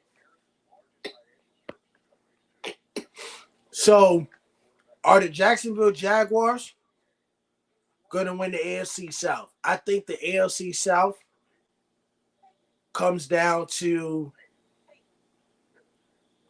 Indianapolis and the Houston Texans. That's what I think it's going to come down to.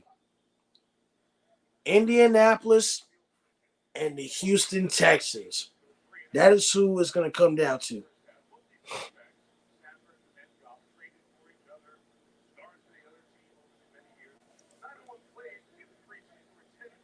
Texans beat the Colts today 29-27.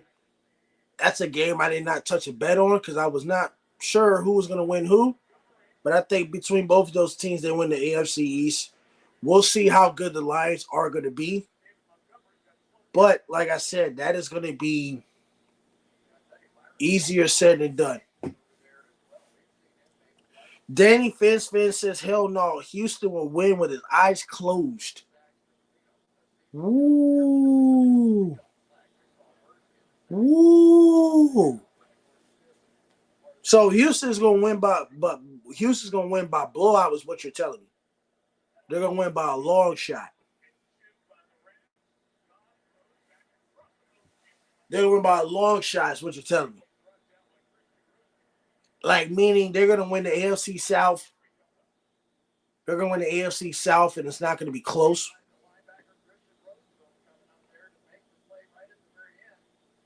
That's gonna be tough. Like I said, it's only week 1. Week 2 is next week, but these teams are not going to get into a rhythm until about week 4, week 5. So as soon as the NFL season hits October, you're going to start seeing some teams hit a rhythm both offensively, defensively, and special teams. Danny Fitz fan says Richardson is cool for fantasy, but as a pro quarterback, he has a lot to learn. Jared Goff going deep, wide open to Williams, but it's a flag on the play. Jameson Williams with the touchdown, but it's a flag on the play. It might be offensive pass interference or holding.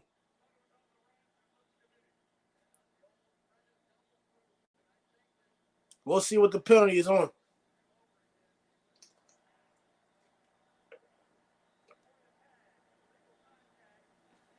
Touchdown Lions. Touchdown Lions. Is that your Tre'Davious White?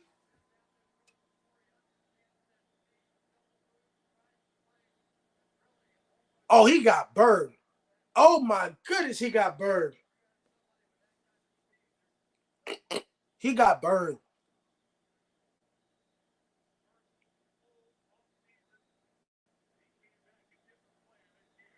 Lions scored a touchdown. They might be up 17-3. Man, that Rams secondary is in trouble. I might be wrong about this pick tonight. I mean, I know this game is not over for the Rams, but that secondary is god-awful.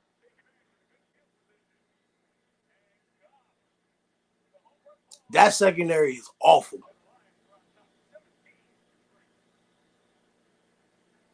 That secondary is awful. I don't know what to say. I don't know what to say. That secondary looks awful. That's an awful secondary. I might be wrong about this pick tonight.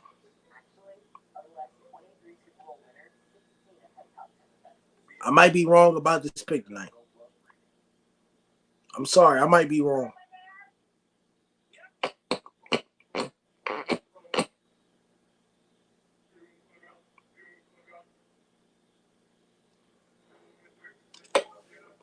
Man, NFL football is back. We are excited. NFL football is back. We are so excited.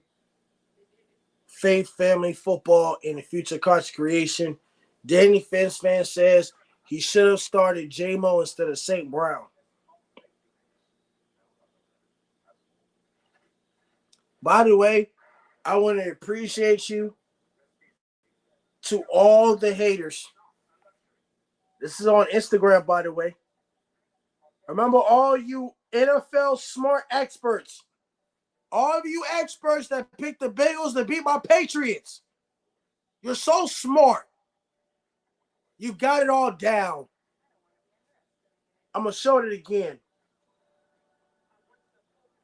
All you experts picked the Bengals.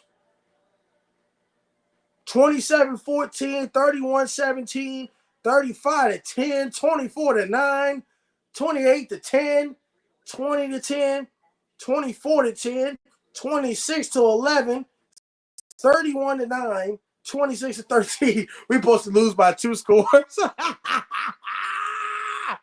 Man, you experts are smart. That's why I just go like I said. I might be wrong about the Rams game, but I will never pick a score. As long as they win the game, I don't like the prediction of scores because that's irrelevant.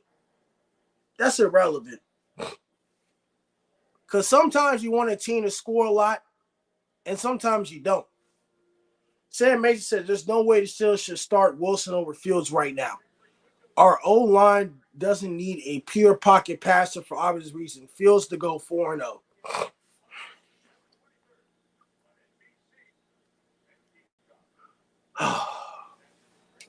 How many times I got to tell you, stop getting hype after one game? Kirk Cousins chokes on primetime television.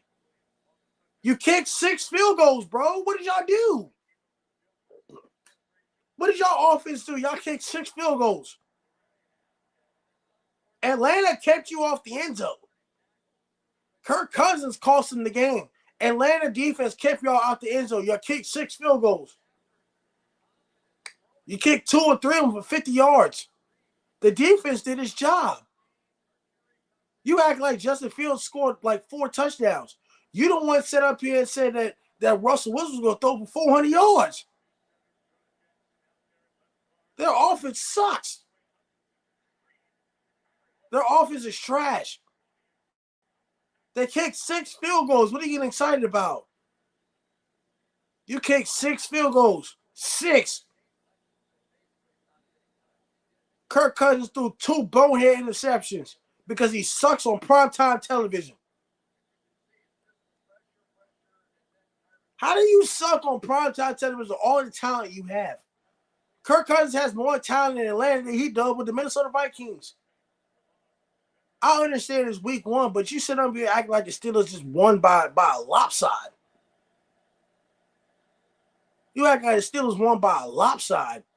Like you sit up here acting like the offense did something. It's what the Steelers always do. It's what the Steelers always do. When you can't score on offense, you got to win on defense. It's not sustainable. It's not sustainable, my guy. 4-0. Oh my Lord. You play the Denver Broncos next week. You're at Denver next week.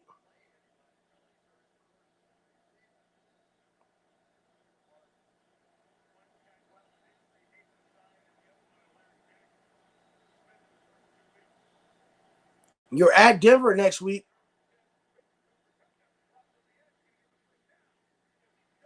You're at Denver next week, my guy.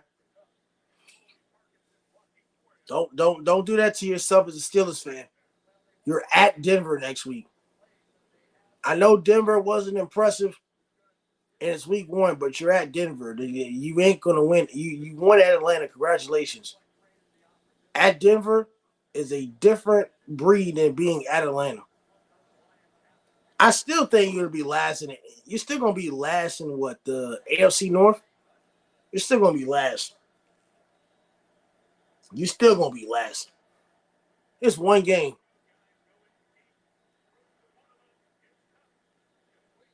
I'm about to look at the Steelers schedule again. Promise you.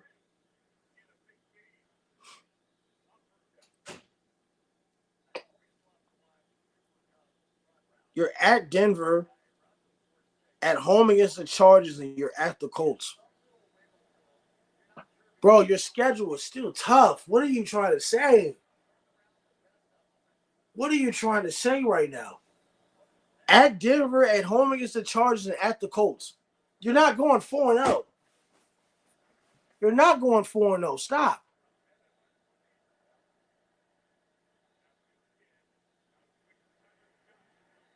Stop.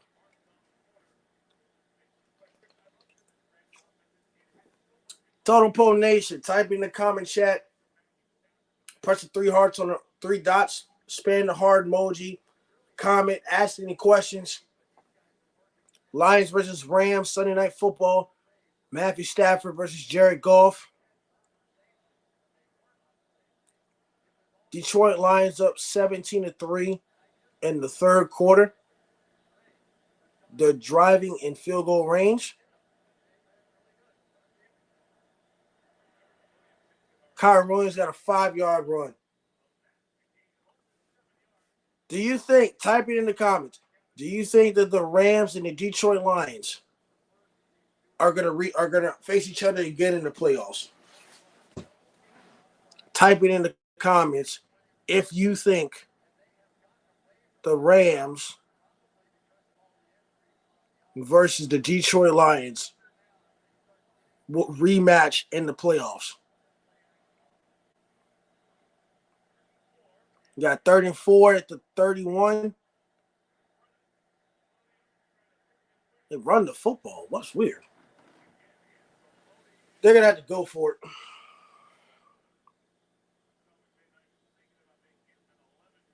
You got to go for it. You got to go for it because you ain't got no choice.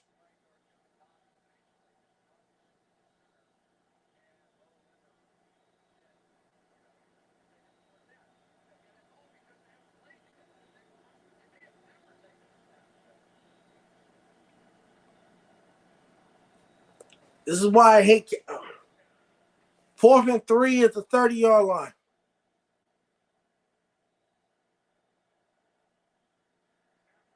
Wide open. This is why I hate Cowboy fans. That's why I don't get on social media, because shit they say like this. I'm not even going to put his name up there. Somebody posted this. For the love of God, do this in the playoffs. Hey, this is what Cowboy fans do. This is what Cowboy fans do.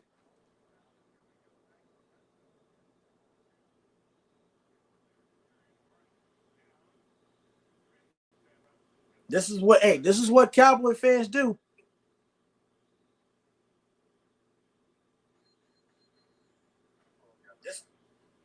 This is what Cowboy fans do. I'm telling you, be careful what you ask for. Be careful what you ask for.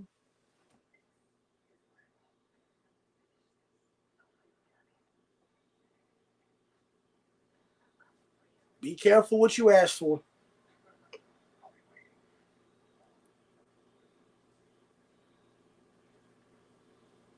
Type in the comments, what is your favorite team? Type in the comments, what is your favorite NFL team? Whoever your favorite NFL team is, please type it in the comments. Whoever your favorite NFL team is, type it in the comments.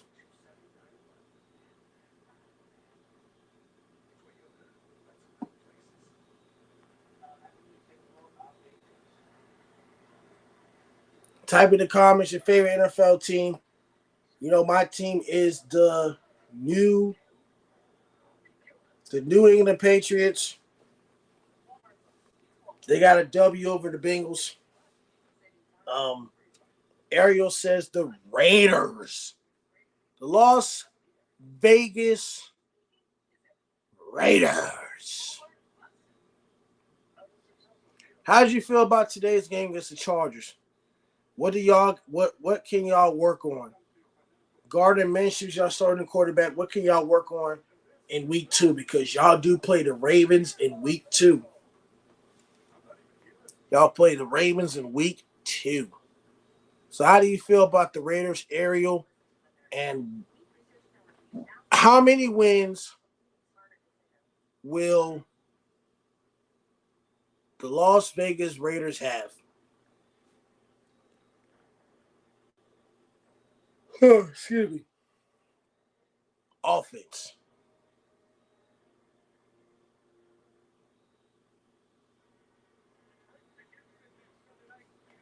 Offense. Next week on Sunday Night Football, Caleb Williams and C.J. Stroud. Chicago Bears versus the Houston Texans next week on Sunday Night Football. That's week 2 of the NFL season.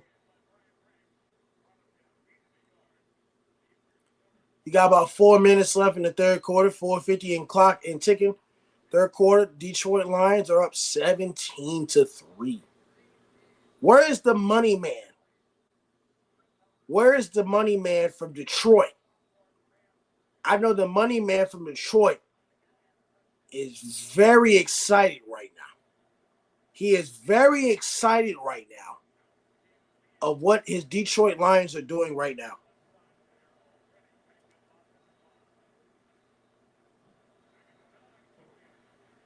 They can't run the ball either. They can't run the ball either.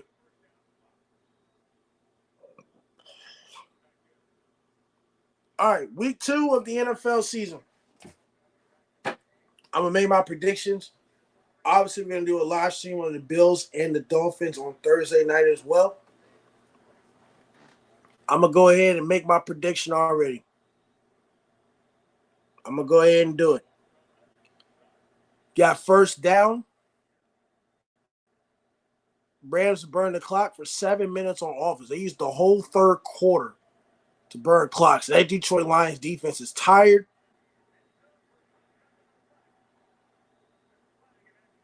And it looks like a pass interference call.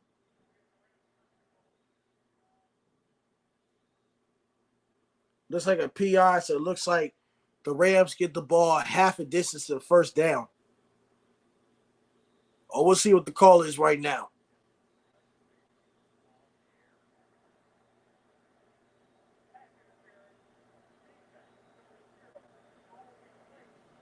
Zero.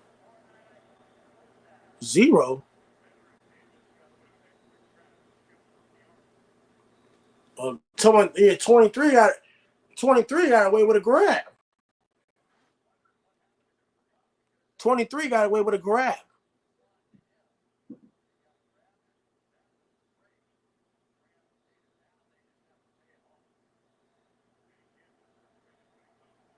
First and goal at the 2-yard line.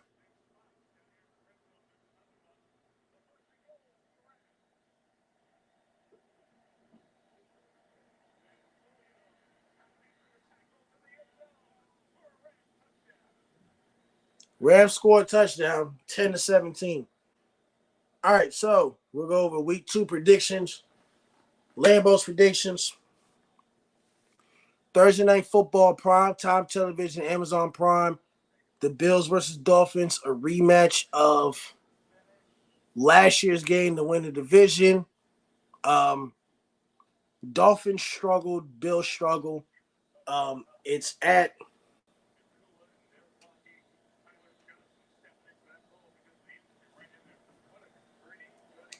Ariel Virgo King says, Lions not making near the Super Bowl. Y'all are tripping.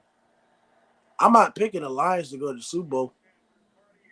I promise you I'm not picking the Lions. I'm picking the 49ers. The 49ers are going to the Super Bowl. JB, what's up? I'm from the UK. JB, what is up? Ariel Virgo King Diz, what is up? Lions not making the Super Bowl this year. JB said my favorite team from the NFL is the Minnesota Vikings. JB and Ariel Virgo King Diz. This is for y'all.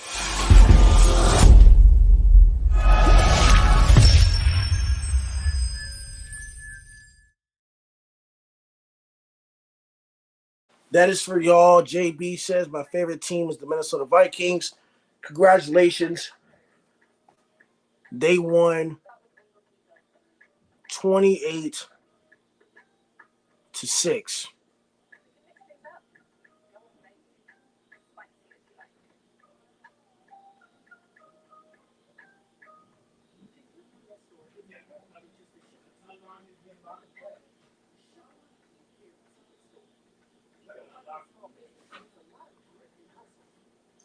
All right, picks. Week 2 picks, Bills and Dolphins.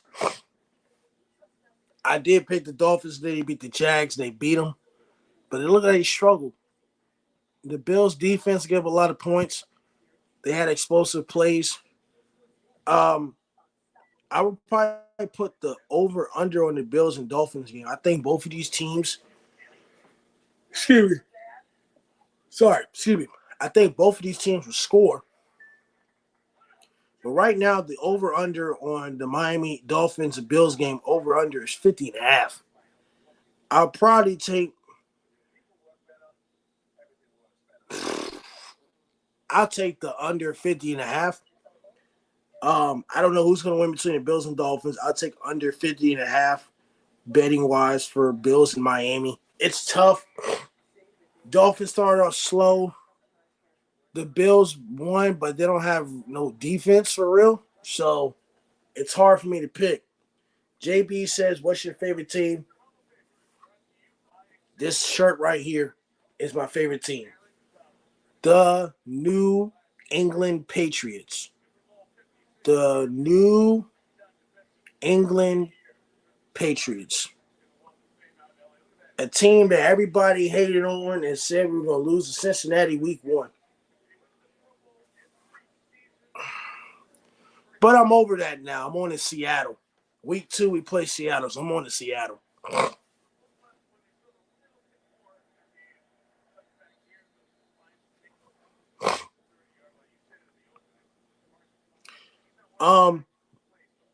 Week 2, Raiders versus the Ravens. Week 1, I'm going to take the Ravens. The spread is big. The spread is -8. The over-under is 43.5. The money line, Las Vegas plus 300. Look, Ravens lost in a close one to the Chiefs. Lamar Jackson can't complete a pass on 3rd and 7. I think they'll run the ball against this Raiders defense. You still got Max Crosby, but they'll beat the Raiders by running the football. You're not going to beat them by throwing it. Gardner Minshew is still the quarterback, but I'm going to take the Ravens at home. They got to run the ball. I'm going to take +8 on the Raiders. Don't lose no more than 8 points. I don't know if Baltimore's going to beat them by 8. I think the Raiders don't lose by no more than 8 points. They lost by 12 against the Chargers, but I think they'll be better in week 2. JB says, do you like soccer? I do not watch soccer, but I like soccer, but I don't watch it. Week 3, Browns versus Jaguars. They don't have a spread on here yet, I don't think. Yeah, there's no spread on this game yet. Yeah, this game don't got no spread on it yet. Browns versus Jaguars. Deshaun Watson looks terrible. Jaguars should have won but lost. I'm going to take Jacksonville at home. Deshaun Watson should no longer play in the NFL. He's a fraud. Week 2, Jets versus the Titans. I thought the Titans had a very good game plan. Week 1. Jay Block said, "What is your favorite NFL team?" The team on my shirt right here, the New England Patriots. The team on my shirt right here, the New England Patriots. That is my team, the New England Patriots. Jets and Titans. Spread is 3.5. Total over under is 43.5. Money line Tennessee plus 160. Jets are on the road. Jets on the road. They're at the road with 49ers and the Titans. They're on the road. I don't trust Will Levis at all, so I'm going to take the Jets. And I'll take the Jets to cover the spread. Minus 3.5. I think the Jets win by at least 10 points. I just don't trust Will Levis against Aaron Rodgers. That's not going to happen. 49ers versus the Vikings. By the way, these are week 2 picks, just to let you know. Jay Block says go Niners. Toby Price said, let's go Cowboys. Oh, wait, they won only because they played a bad team. Let's go Cowboys. Yes, you played a bad team. You played Deshaun Watson. You played against a guy that ain't played in the NFL in 2 years. Congratulations. I knew that was going to happen. Deshaun Watson looks lost. Week 2 picks. 49ers versus the Vikings. Vikings destroyed the Giants. But you're playing a 49ers team. Now, I know last year, I think they lost to the Vikings.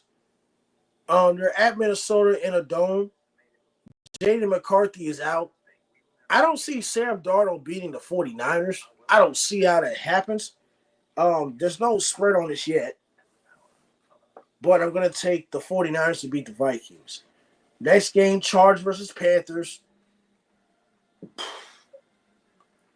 Panthers look god-awful. Chargers and Jim Harbaugh, like I said, look at their schedule. I had them starting off at least 6-0, 7-0, just depending on their schedule. Jay Block says they're not going to do us like that. I hope not. I hope y'all don't lose tomorrow.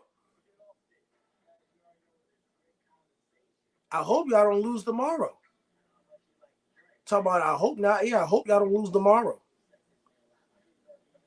Yeah, hope you don't lose tomorrow. What they did to the Giants. Oh, you better be careful what you ask for, because just like everybody predicted the Bengals were going to beat the crap out of the Patriots by 3 scores, experts are so smart, everybody else thought we was going to lose. I was the only person in America to pick my team to beat the Bengals. I'm sorry. Week 1 is for the unknown. And it's so disrespectful, they call it an upset. I ain't call that no upset. It's not really an upset when I said it and told you the Bengals weren't going to be good week 1. Great. Chargers versus Panthers. Spread is -5. Over under is 39.5. Money line is Carolina 195. Carolina's at home. But I got the Chargers. And the Chargers will cover the spread at -5. Next game, Seahawks versus the Patriots. Patriots won, Seahawks won. Both of these teams won. Toby Bryce says, I love this channel, even with the hate for the boys. Thank you, Toby. Total Pro Nation is all about faith, family, football, and the future of content creation. Seahawks versus Patriots week 2. Patriots at home. Seahawks are the new head coach. They got Geno Smith. They got DK Metcalf. They got a fast defense. I got the Patriots beating the Seahawks. I never bet on my team because it gets real tricky when I bet on them. I'm not going to bet on them. They don't have the betting odds on here yet. So I'm going to – oh, he got room.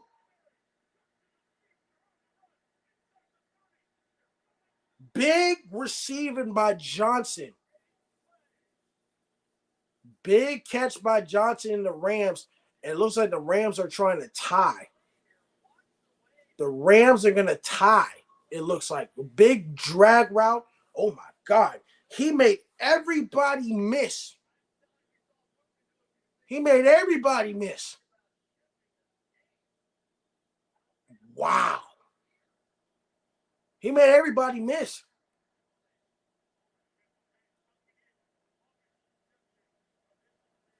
Don't need to run no plays. In the third quarter, 17-10. J Block says Patriots will beat Seahawks. Wow, word. Yep, I'm watching it. Rams. I got the Rams to beat the Lions. I did pick them.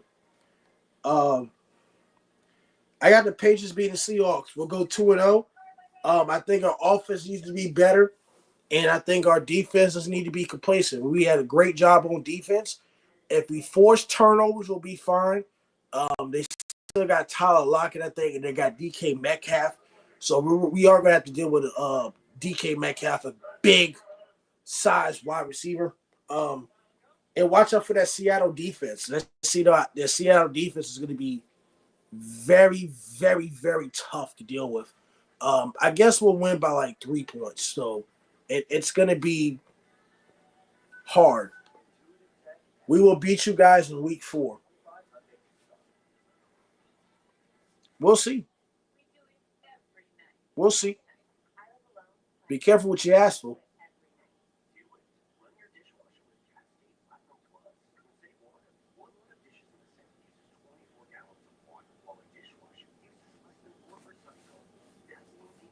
Be careful what you ask for.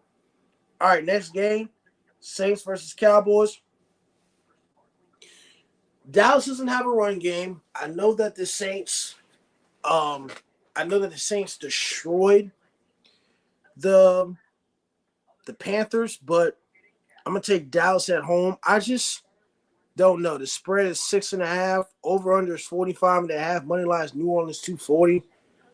I know they put up 47 points, but are the Saints actually going to put up 47 on the Dallas Cowboys?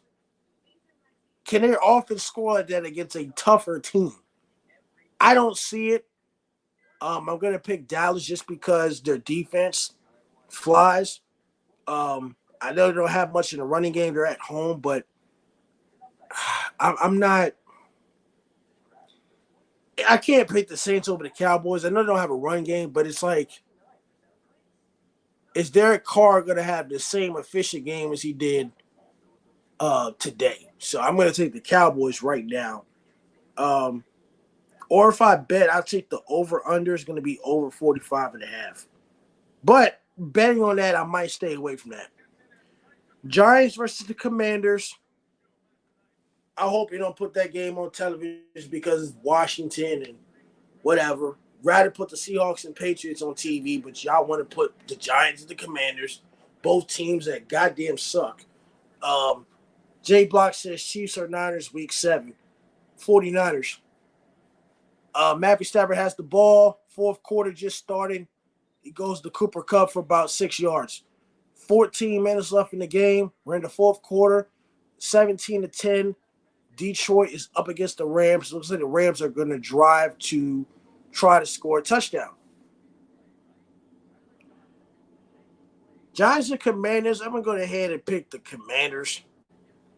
Both defenses got destroyed.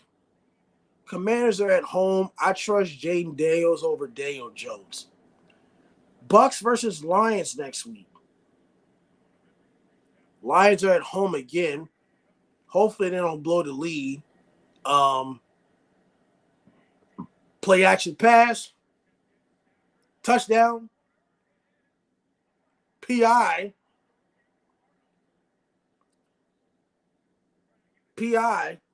J Block says they better score. The Lions look like they beat themselves, but we still got like 14 minutes left in this game. We still got 14 minutes left in this game.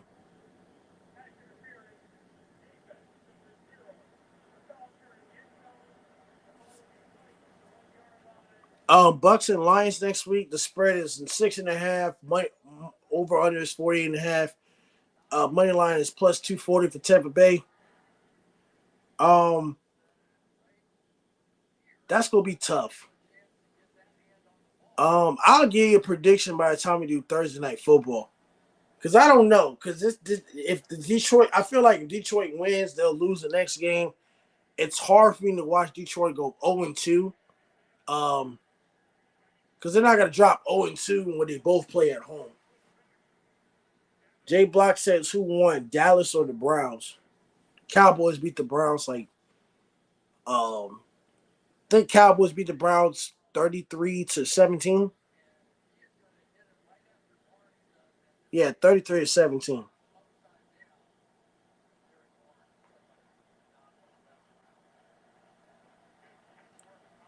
Actually, right now I'm gonna pick the money line. I'm gonna pick the Tampa Bay Buccaneers to beat the Lions. Second and goal at the 1 yard line. Touchdown Rams! I picked the Rams, baby. Rams coming back. I picked the Rams, baby. I picked the Rams. Rams are coming. Oh, it's a flag. Holding? How do you hold at the 1 yard line? How do you hold at the 1 yard line?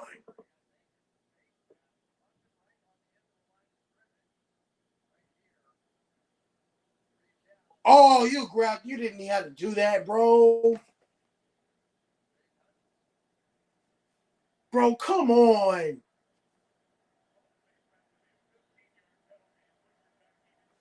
It was a face mask.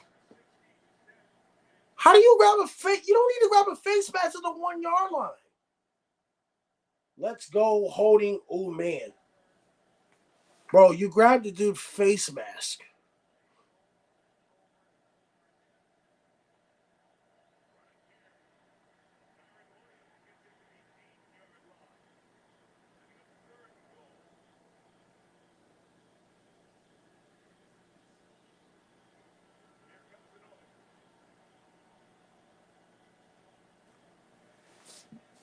Third and goal now. You got third and goal at the 10 yard line.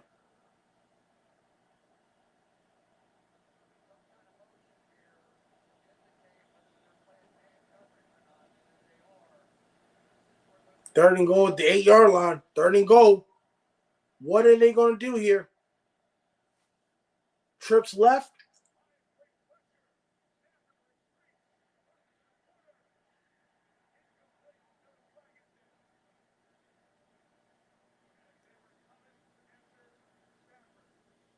Bro.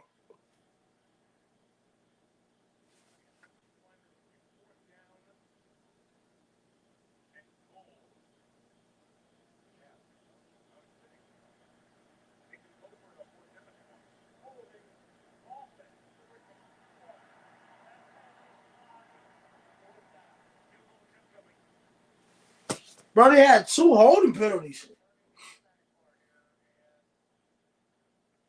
They had 2 holding penalties. So you had a face mask. You had a face mask at the 1 yard line. You had a face mask at the 1 yard line, and then you're holding.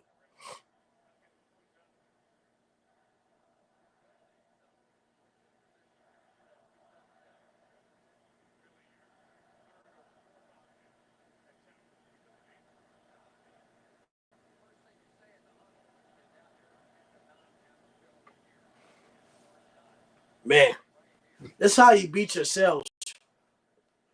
That's how you beat yourselves. That means the Rams are going to lose. Bro, that makes no sense. 2 holding calls. They're not going to lose. There's still 12 minutes left in the game. They had a touchdown, but they blew it. We'll see if they cost them the game. But I'm not panicking. There's still 12 minutes left in the game.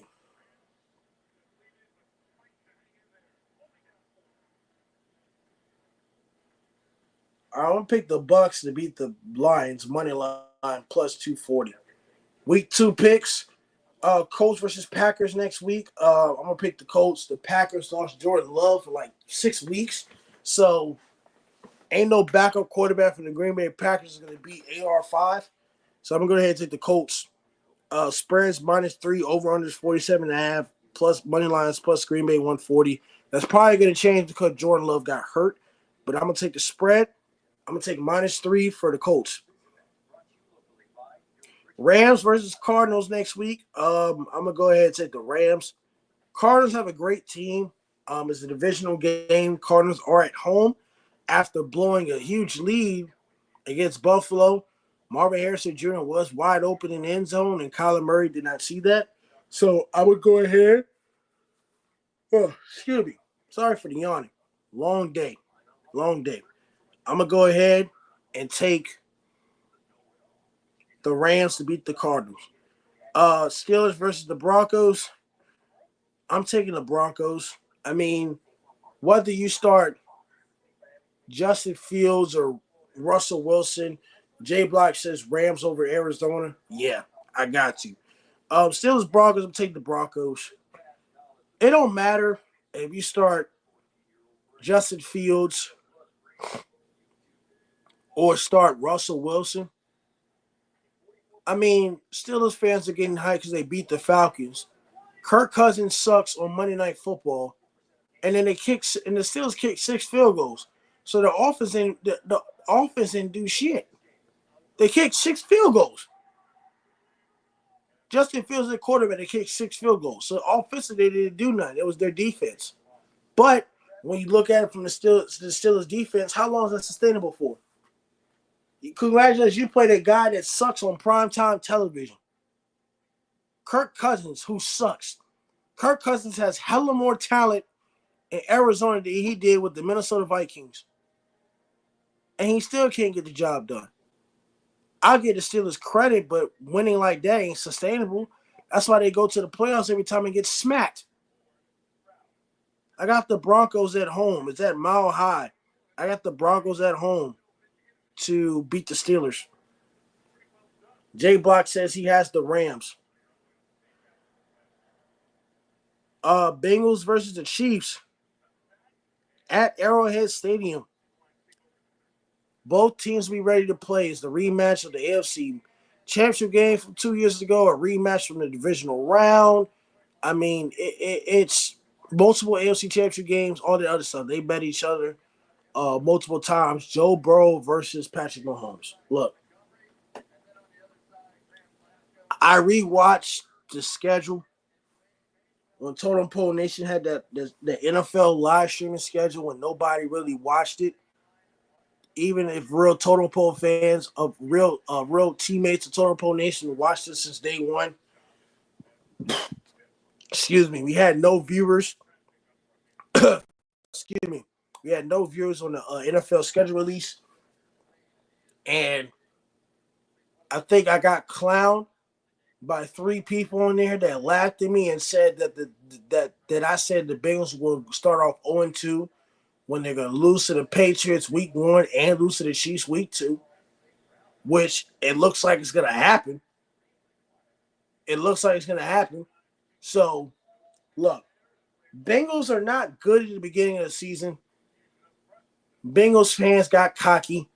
Other people got very cocky and really thought that the Bengals was going to smack the Patriots by 20 points or 3 touchdowns or whatever it was. So I'm going to go ahead and take the Chiefs to beat the Bengals. The Bengals will start off 0-2. And look, I'm not a hater to the Bengals and Joe Burrow, and I'm going to keep saying this again. They're good. They're good mid-season form and towards the end of the season. When you play the Bengals week 1 to week 3, they're going to suck. They're not going to be good. Trust me, they're not going to be good. So pick the Chiefs to beat the Bengals. I hate the Chiefs of why they did us 2 times in the Super Bowl. I got the Bengals over the Chiefs. Don't know because they didn't beat my Patriots. Apparently, according to everybody in America, the Patriots suck. But they didn't beat us, so I don't know how you're going to beat the Chiefs.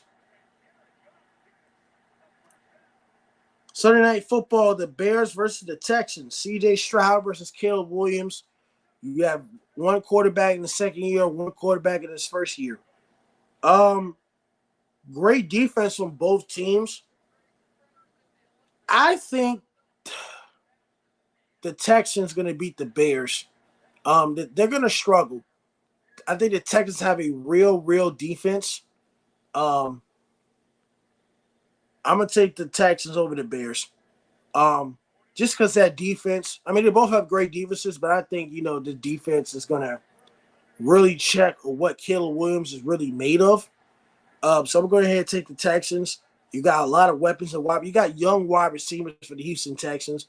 You also got wide receivers as well for the Chicago Bears, but they're a lot older wide receivers.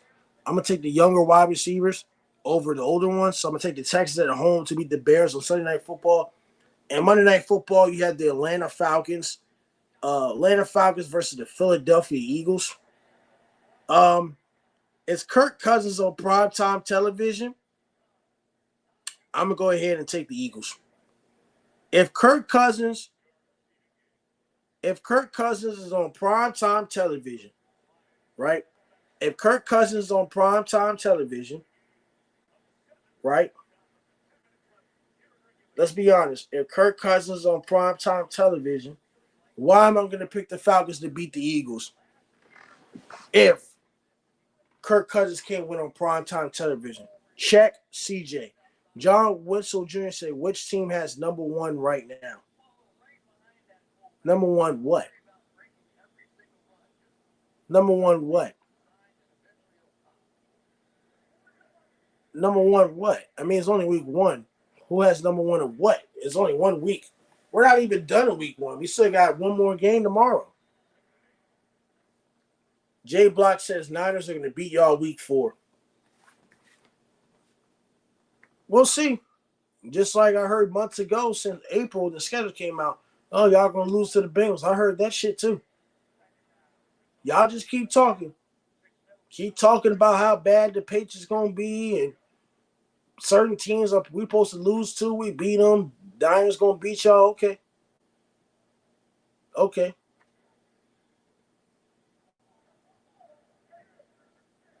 We'll see. We'll see. We're gonna see. We're gonna see. We're gonna see how good those teams really are. John says number one spot for the lead.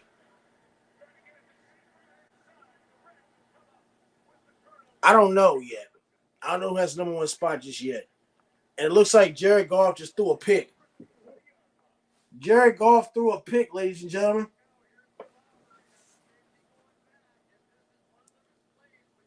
Yeah, Jared Goff just threw a pick.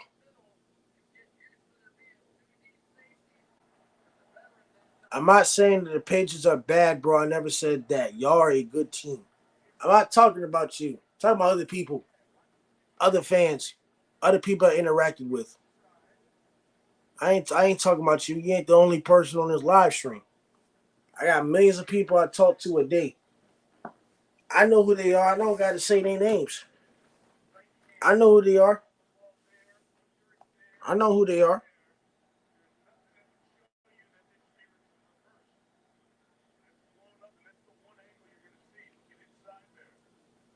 No, he ain't getting that. He dropped the interception. They're reviewing it, so it looks like they're reviewing the play. So it looks like he dropped the interception. He dropped the interception. That's what it looks like. He dropped it.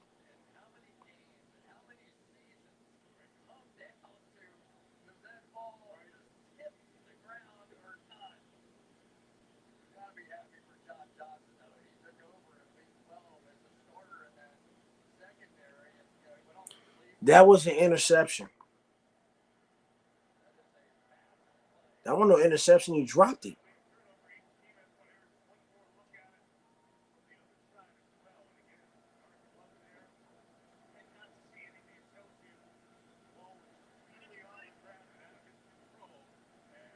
No, he dropped the intercept. Oh, it was an intercept. Never mind. Guess they called it. I thought he dropped it. All right, so you got 9 minutes left in the game. Can the Rams go down there and score? Can the Rams go down and score?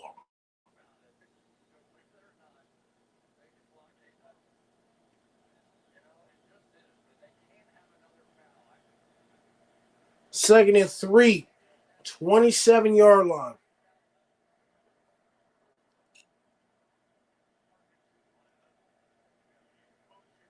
Matthew Stafford dropped back with a pass. Parkinson, the tight end, I think it's going to be like 3rd and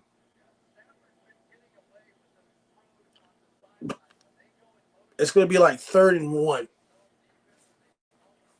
It's going to be 3rd and 1.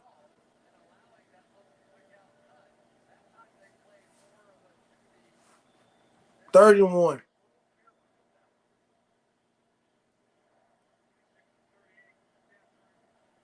Third and 1, crucial down. 8 minutes left.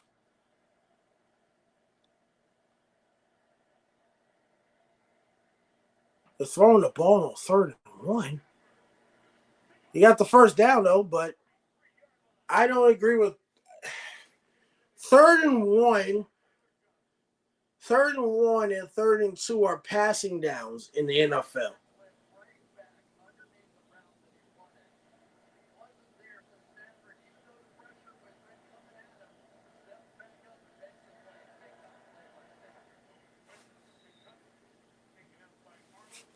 That means the Rams are probably not effectively at running the football. They're not effective at running the football. The no-look pass. Matthew Stafford's 3rd and 1 no-look pass. Y'all talk about Patrick Mahomes, the first one to do a no-look pass. Nuh-uh. Matthew Stafford was doing them no-look passes in Detroit. He was doing the no-look passes on 3rd and 1. I mean, when Matthew Stafford was in Detroit, he was doing a no-look pass. Y'all said Patrick Mahomes was the first one to do it. Or it wasn't, it might have been Brett Favre. I think Brett Favre did some of that too, if I'm correct. I don't want to say Matthew Stafford was the first one to do no-look pass. I felt like Brett Favre did that too. I felt like it was Brett Favre. Grimy Soul EME says Steelers, let's go. Jay Block says 3rd and 1, he should have gave it to his running back. Grimy Soul says we are really out here. My boy Fields showed out today. Oh.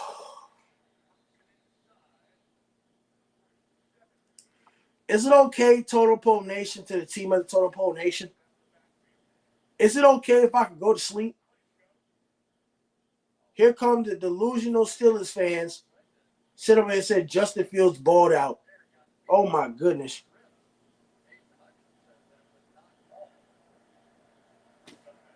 Justin Fields balled out, but y'all kicked 6 field goals? Really? Y'all won because y'all defense was better. Y'all defense had turnovers. What? Kirk Cousins sucks on primetime television, dog. How many times I gotta say that? How many times I gotta say that about the Steelers? He kicked 6 field goals. Like, what is so good about Justin Fields at Pittsburgh? Y'all kicked 6 field goals. That's not sustainable. You can't go against teams and say Justin Fields is this. We're good. You kicked 6 field goals. Stop. You went against Kirk Cousins. He sucks on primetime television. The Falcons are gonna go 0-2. The Falcons play the Eagles on Monday Night Football. So y'all gonna sit up here and think that Kirk Cousins is gonna show out on primetime television against the Eagles? No. Stop. Stop being delusional. Speak facts. I want you to speak facts and be realistic. Stop being delusional. Wide open.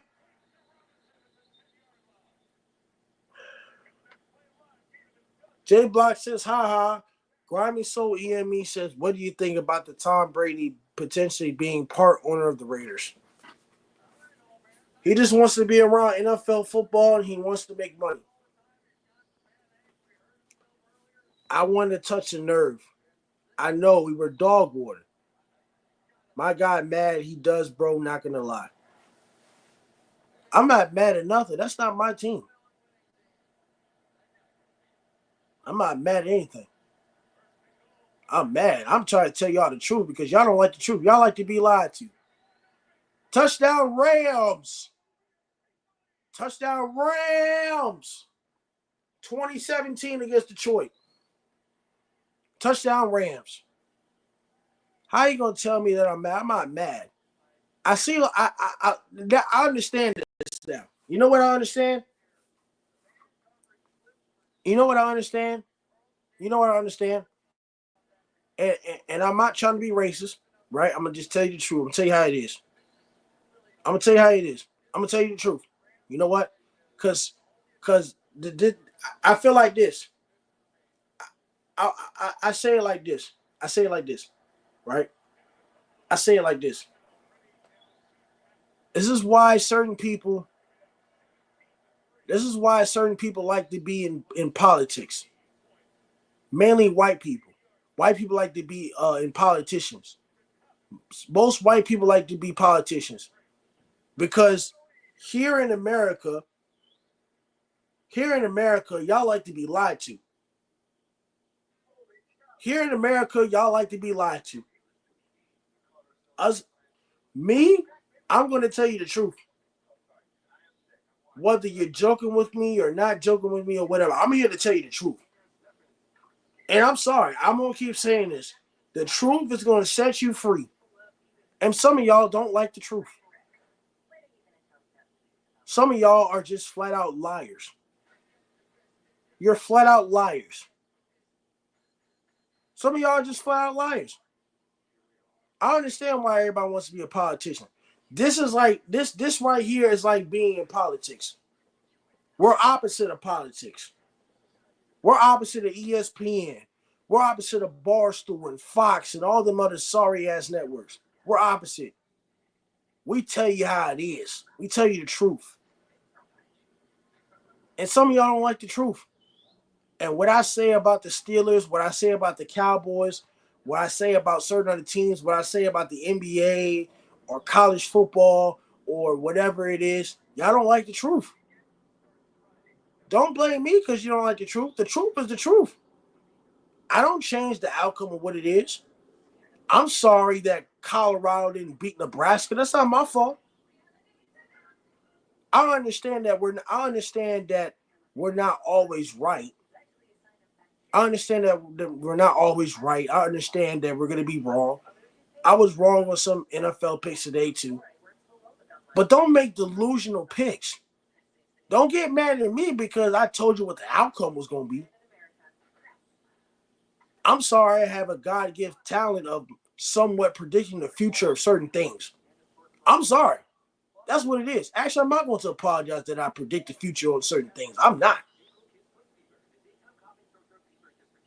Now, I'm not going to sit up here and act like I'm the smartest human being in America because I'm not. But sometimes you can sit up here and think that I'm nonchalant or whatever it is. I act a certain way for a reason. The reason why I act a certain way is because I don't want you to see how smart I really am. I want you to really think that I'm dumb. That's how I kind of approach life. I approach life in a very humble way. So you can sit up there and say something. I'm gonna say I think it sucks, or I'm gonna sit up here and say it's not good enough, just because I carry myself with a high expectation. That's just me. Now I might be wrong on picks. That's great. I can take it and shit. I've been wrong about multiple things. I've been wrong about the Patriots the last 4 years. I thought we was going to someone make the playoffs. Mac Jones didn't work out. Cool. I should go to bed just well tonight. Even if the Patriots would have lost today, there's 17 more games in the NFL season. This didn't define us. This didn't define a playoff spot, or this didn't define a playoff game. None of that. I still sleep just well at night. If the Patriots lost to the Bengals and I lost some money, I still would have slept well at night. At the end of the day, I'm here to help y'all. I believe that y'all will be big time live streamers. I believe that you be big time YouTubers. I believe that you be big time content creators. And for members subscribing to Total Pro Nation, I believe we can help you achieve your dreams. I help others change lives and build champions. To be honest, I'm a football coach as well. So I may talk a lot of crap about the NFL and college, But my main focus when I wake up every day is to help those kids that I coach football at. Because I love coaching football. I like to help others. I like to coach them like they're my own kids. That's my main focus. This NFL shit lasts like a day and it's over. I understand there's football on Sunday, Monday, Thursday, Friday, and Saturday. But when it comes to me, he almost picked it.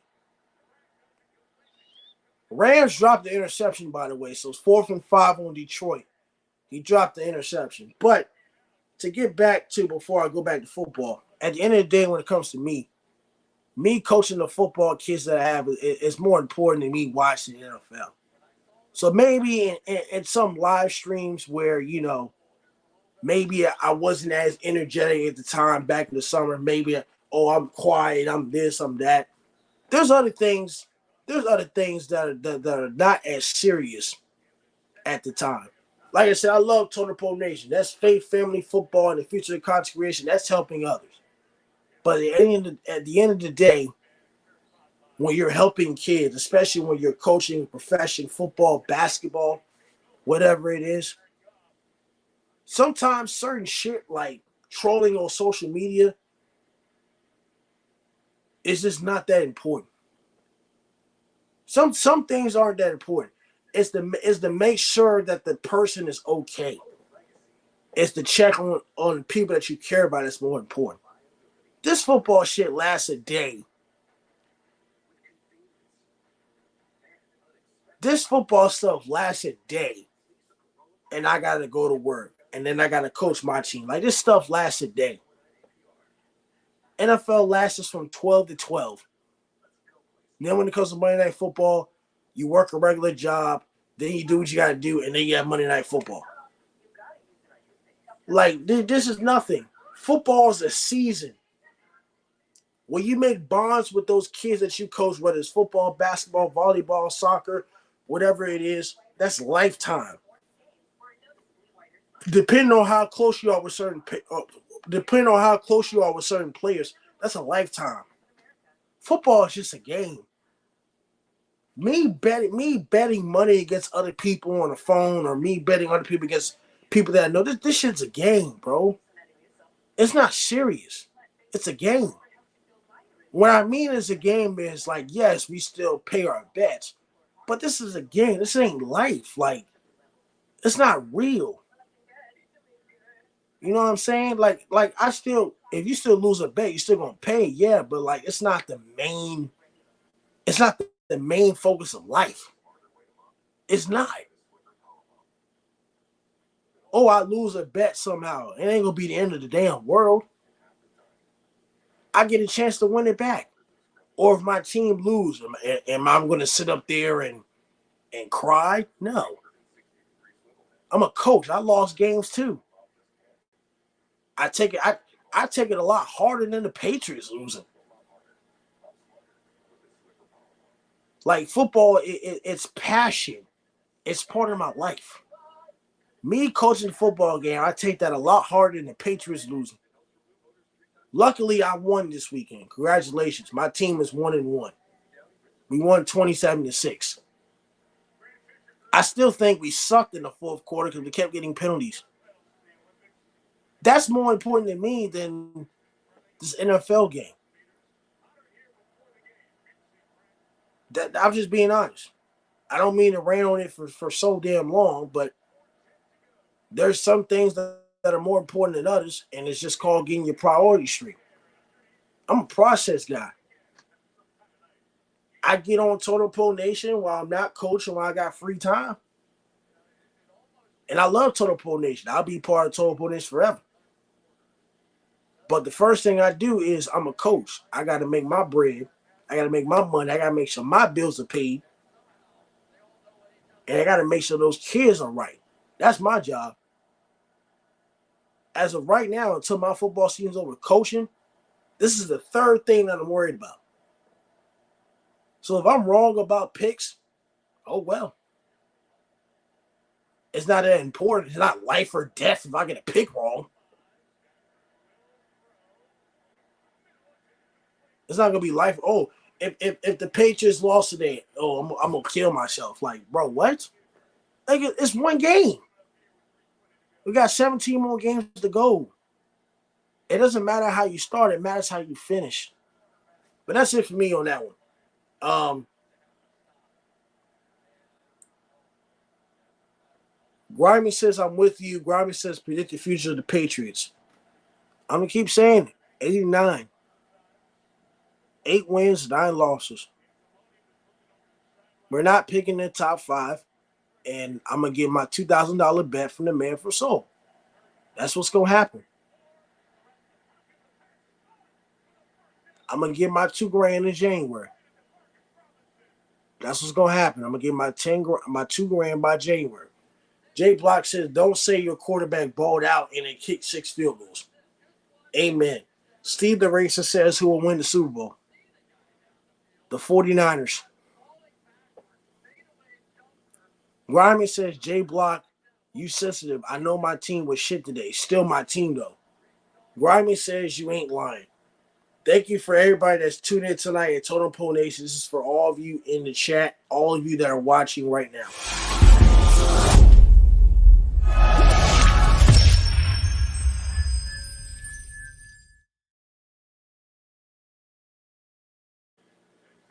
All right, so we're in crunch time right now of this game.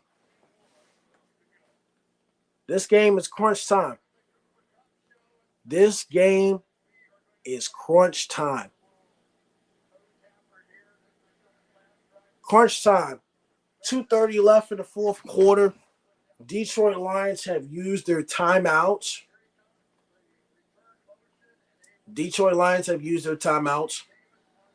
And it looks like I might be right with this pick. I picked the Rams in the beginning of the week. I picked the Rams a couple months back. Y'all can call me a liar or the truth. Go up there and ask God, because he can tell you. He can tell you. I picked the Rams to beat the Lions. And if the Rams can get a first down, the game will be over. So you got 2:12 left. Second and 12. Score is the Rams 20. Rams 20, Detroit 17 is the score. You got 2:31 left. Second and 12 at the 20-yard line. And a flag. It looks like a false start. So it's going to be second and 17.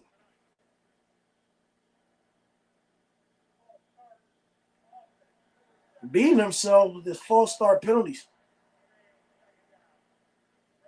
You're beating yourselves.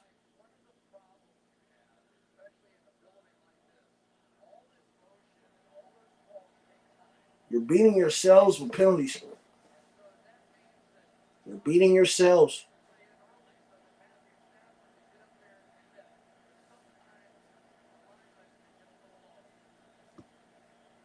Second and 17. Rams 20. Detroit 17. Stay in bounds. Bro, this is not smart football. So you run to the outside, but you don't stay in bounds. So they don't burn a timeout. Why do you not? Oh my God. Why do you not stay in bounds? Why do you not stay in bounds? You gave him a. Y'all not smart. Third and 10, Matt Stafford. Too high. And you gave the Rams, you gave the Lions too much time. Because his idiot ass didn't run out of bounds. Run inbounds. It's an idiot.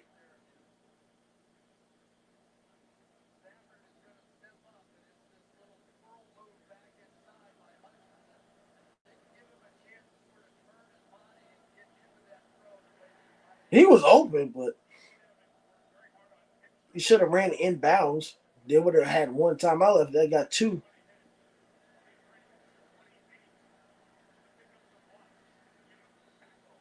All right, Lions got the ball. Jay Block says the only reason I'm saying all this because I hate when people say all this about the Patriots and Niners when the last time your team went to a bowl. That's all I'm saying.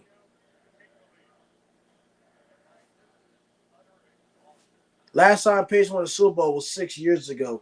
I don't know if you're talking to Grimy or me, but at least the Patriots and Niners were in the Super Bowl for the last 6 years. The TCA DS says hopefully the Lions win.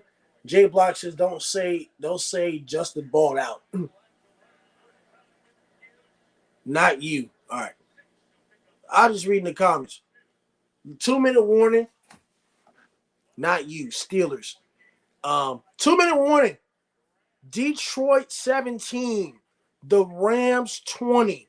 We are going to see if the Detroit Lions can tie and get into overtime, or if they can win this game with 2 minutes left to go.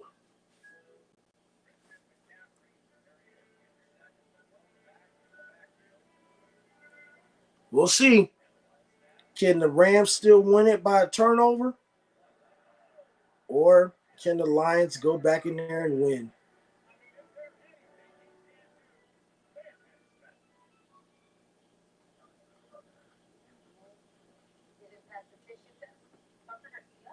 Not you, Steelers. I mean, look, despite the Steelers going 1-0, I still think at the end of the day that the Pittsburgh Steelers will still be last in the division.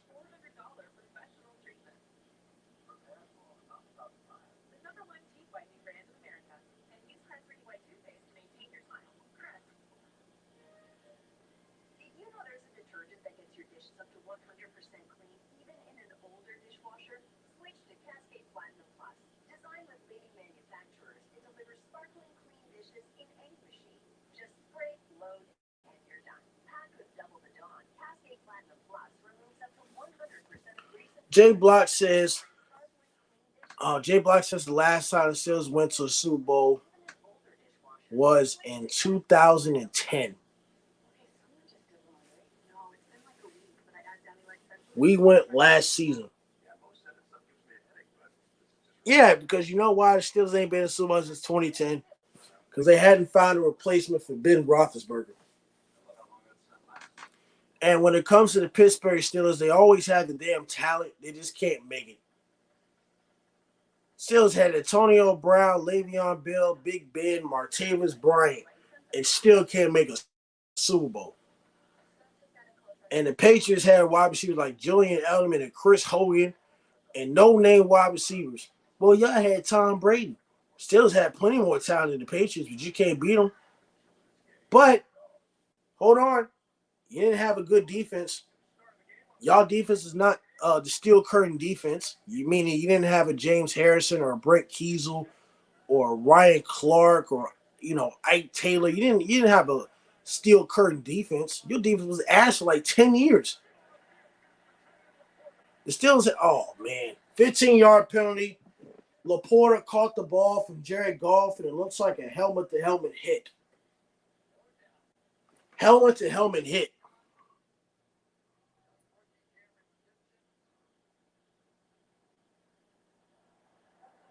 Yep, helmet-to-helmet. First down, Detroit. So they already got the first down, but, it's going to be another 15 yards. Another 15 yards. Helmet-to-helmet contact.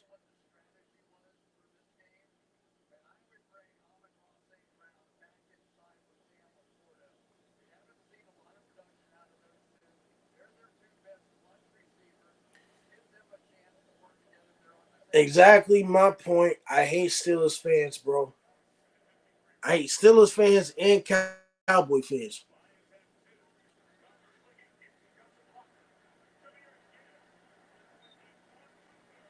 I feel like the Lions here is 144 and ticking. They're down by 3, 20-17. It looks like Detroit is trying to score a touchdown to win the game. And Cowgirls. Yes, those nauseating, stupid Cowboy fans. Yes. Nauseating, stupid Cowboys fans. Second and 2, 17, 115 to go. You're at the 23-yard line. Oh, he almost threw a pick. Oh, he missed the running back.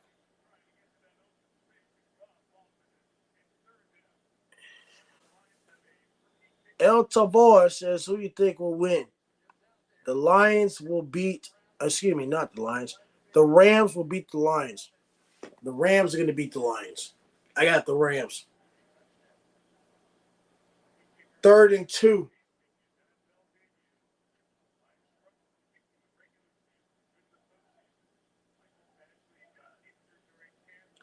Third and 2 at the 23-yard line in field goal range. First down, Lions. Juan Sarfetes says, go Niners. Juan says, go Niners. Niners will beat the Jets tomorrow.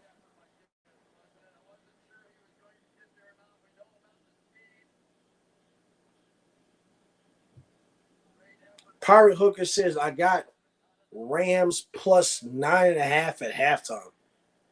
Jay Block says, go Niners. Pirate Hooker says, you're going to lose that bet. You're going to lose that bet. Plus 9.5 means they can't lose no more than 9. Pirate Hooker, you're definitely going to lose that bet.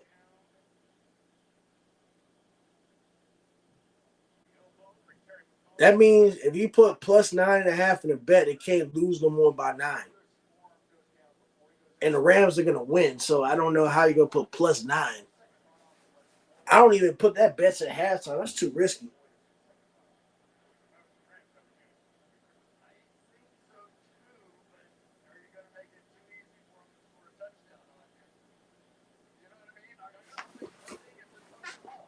They're reviewing something. 1 minute left in the game, 2017 Rams over the Detroit Lions. They're reviewing something.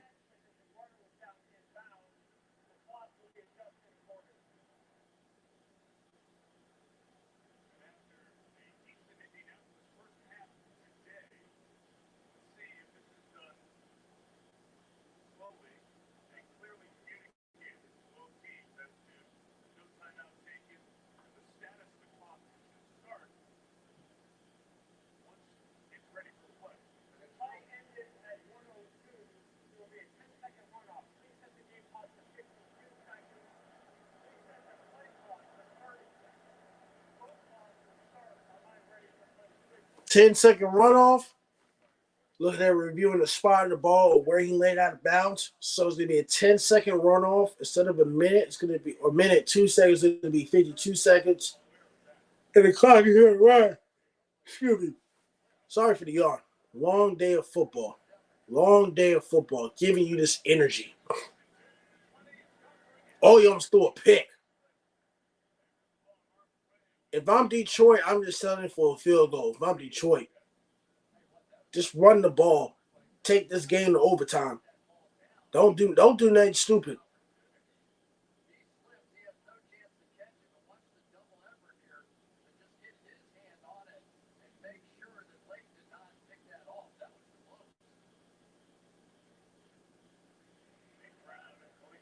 Just run the ball. If I'm the Lions, just run the ball.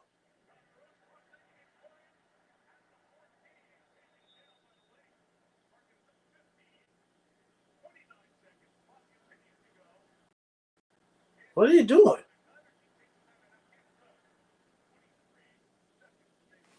You take forever to call a timeout.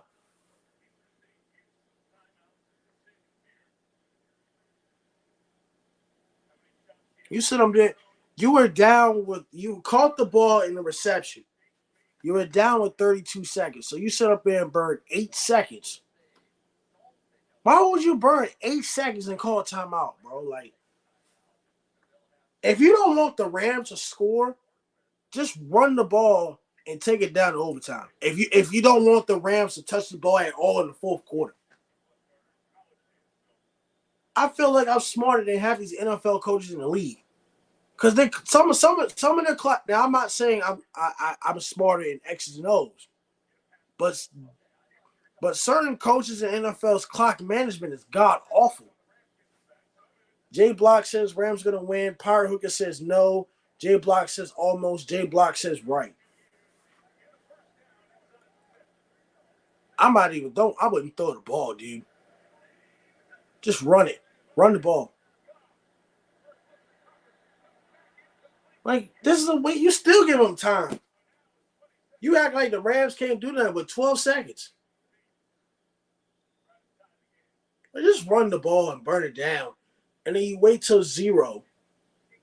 You wait till 0, and then if you kick it, you go to overtime. You miss it, you miss it. Well, you miss it, the game's over, but, like, you don't give them no time. Like, you give them maybe 15 seconds?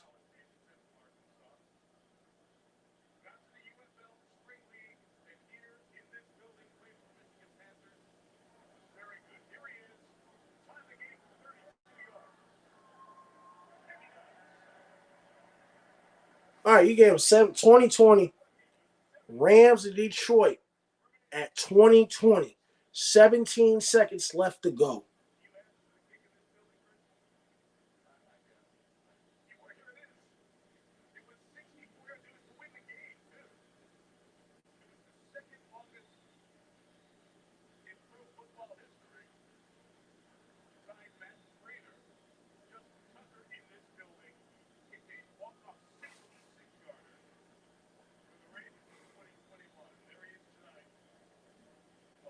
All right, the Rams tied at 20. Milo says 2020. Yep, 2020 is the correct score. Either the Rams gonna need to go to overtime or they're gonna kick a game-winning field goal. They can do whatever they want with 20 seconds.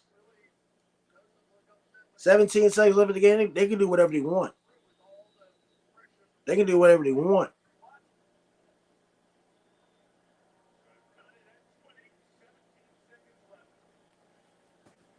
Jay Block said, let's go Rams. Don't return it.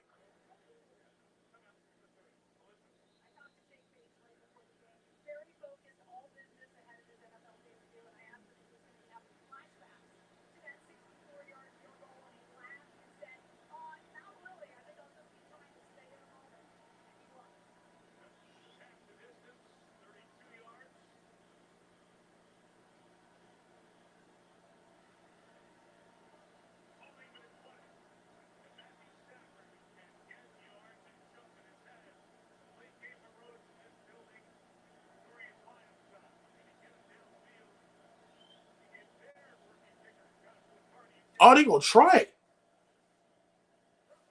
You gonna chuck it? Stafford!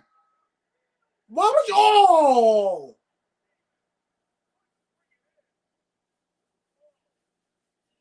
Go to overtime. You almost threw a pick. Go to overtime.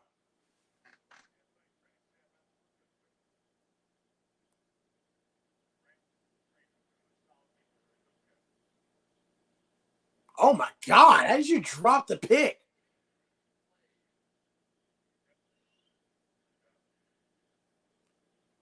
What?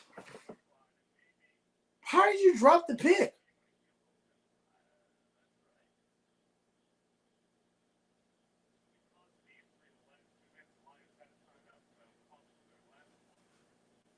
You forgot this guy kicked a 64-yard field goal in the UFL, and Matthew Stafford almost threw a pick. Like, what the? Just take the game to overtime. Start a new game.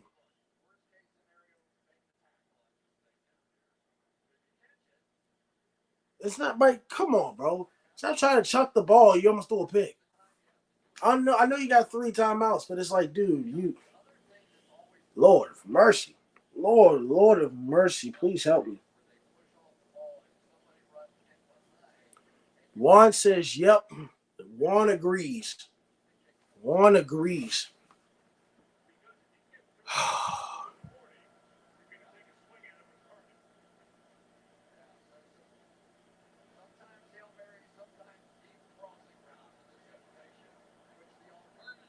Let's say to be aggressive and just go for it.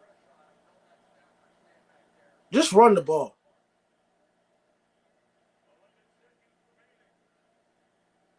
Oh, they're gonna chuck it. They're chucking it.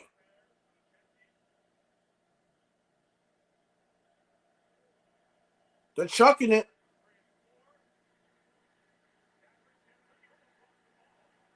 You did all that just to get sacked.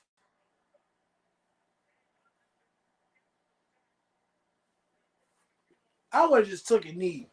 Like, you did all that shit to get sacked. It's stupid.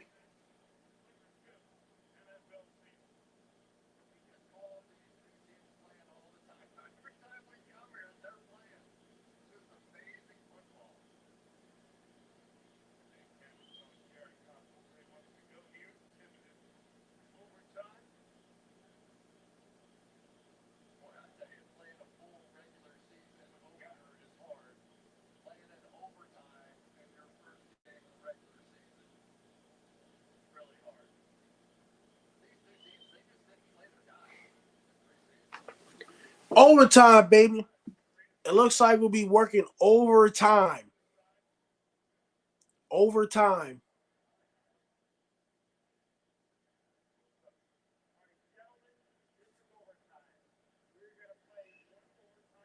Overtime. Overtime. I will tell y'all the overtime rules. I will tell y'all the overtime rules. 2020 Rams versus the Lions. Jay Block says, wow, Edward Shepard says they've been playing their hearts out. Yes, they have. I will tell you the overtime rules. 1 10-minute period.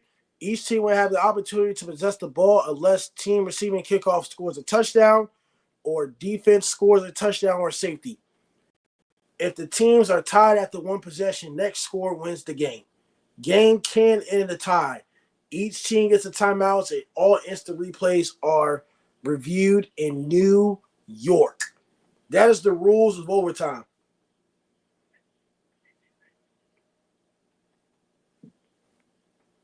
That is the rules of overtime. So we will be back. Like I said, we're in overtime with the Lions versus the Rams game. We are in overtime. Overtime, baby. Type in the comments who is going to win. N64 guy says, LOL. I don't know if I won't hear about the rules. They changed so many. I think they were crybabies at one point.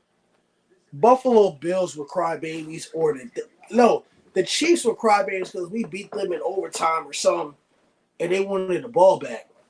It was the 2018 AFC Championship game or something, and they got mad because we scored, and they never touched the ball. But it's overtime, so I mean it was overtime in the playoffs. So I mean it was sudden death. So the Chiefs. Jay Block says Chiefs K. Edward Shepard said Dallas did their thing today, baby. Go Cowboys.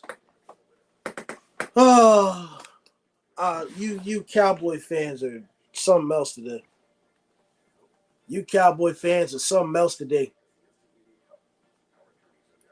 Edward Shepard says go D-Town. Jay Block says, oh my God. Congratulations for beating Deshaun Watson. Congratulations for beating Deshaun Watson.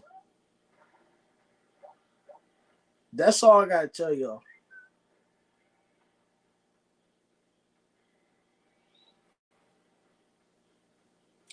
Congratulations for beating Deshaun Watson. A guy that hasn't played in the NFL in 2 years. I'm just being honest with you. Edward says he woke up like this. Dallas J Block says, oh my God, Dallas fans. Edward says, I woke up like this. If we would have lost, it would have been a different story. Ain't nobody losing to a quarterback that hasn't played in the NFL in 2 years.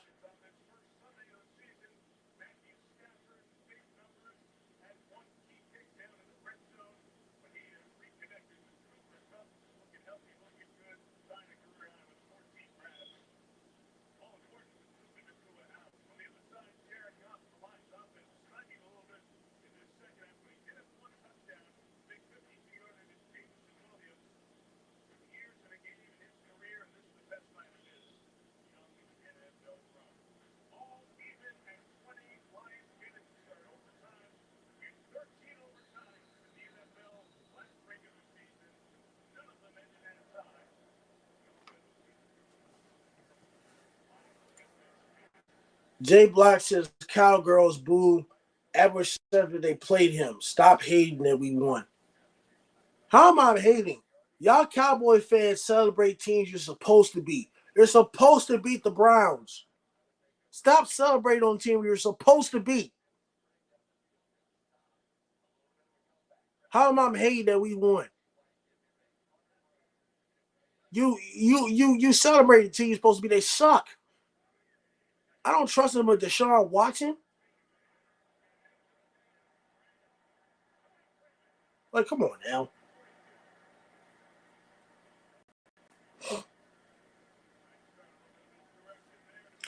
Marty Carmen says, but I'm the only one that made money on the Bucks today. That's not true because I made money on the Bucks today too. I picked the Bucks to beat the Commanders today.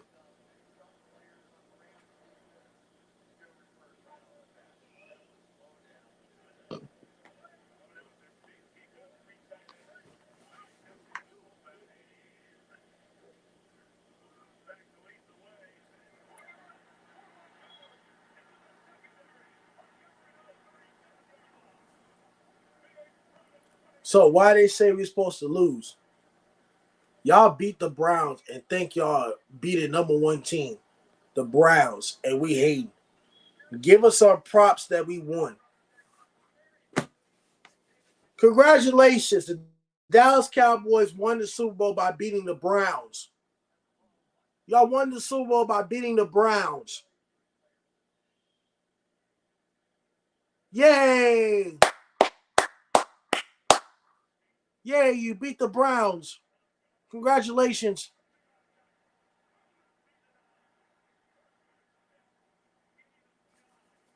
What else you want? They're not going to beat the Dallas Cowboys, not going to beat the 49ers. They're not going to beat the Eagles. They're not going to beat the Lions. They can't beat the Rams. What running game do y'all have? You have no running game. Y'all won because y'all defense and special teams.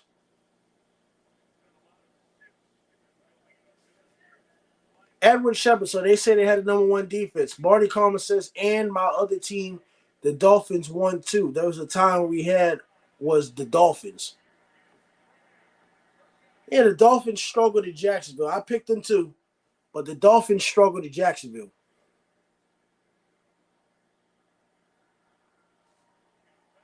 Jay Block says all y'all is all y'all have is yeah, here we go. Hater. That's what y'all have. Next. Here we go. Here we go. Dak Prescott sounded like that. His cadence. Don't lose to the Saints next week. Don't lose to the Saints next week. Don't lose to the Saints. Don't lose to the Saints next week. Don't lose to the Saints.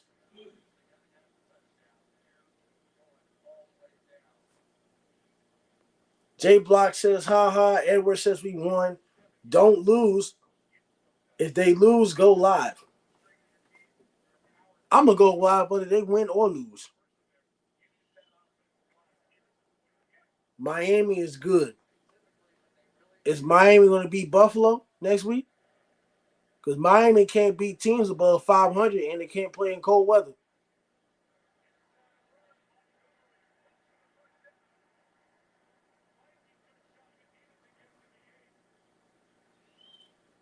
Hater, hell no, how? I trust Josh Allen more than I trust Tua. I trust Josh Allen more than I trust Tua. Jay Block says, how we hating? Edwards says, no way. 31 at the 9-yard line. 31 at the 9-yard line. Pushing that pile. 2-yard line.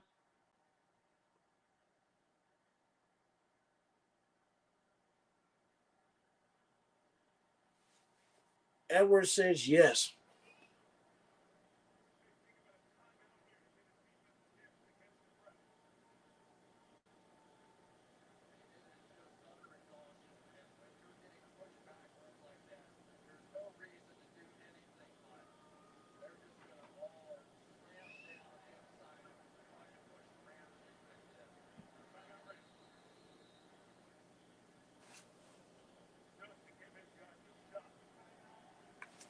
2-yard line.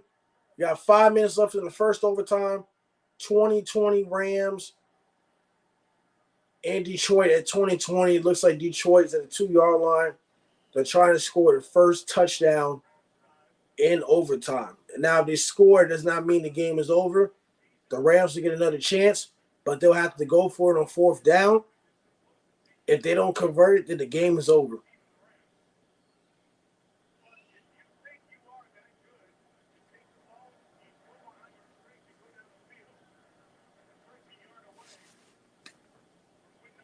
Jay Block says beat the Lions. Edwards says no way we lose to the Saints. Jay Block says Dallas. Edwards says this is football, baby.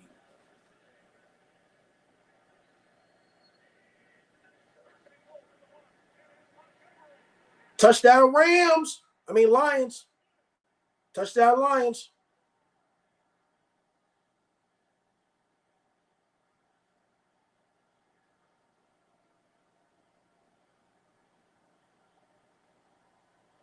That's it. Game over. They scored a touchdown. Well, I lost that pick. I was wrong. I picked the Rams.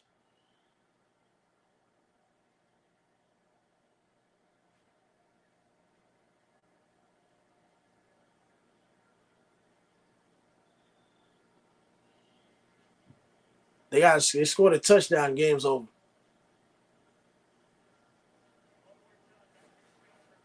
Edwards says we'll be able to run the football. Rams lost in overtime. Game is over. What a great game to the Rams and the Detroit Lions.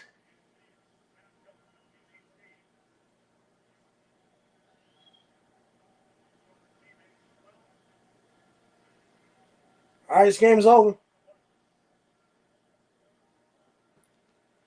Juan says yes. All right, Totem Pole Nation.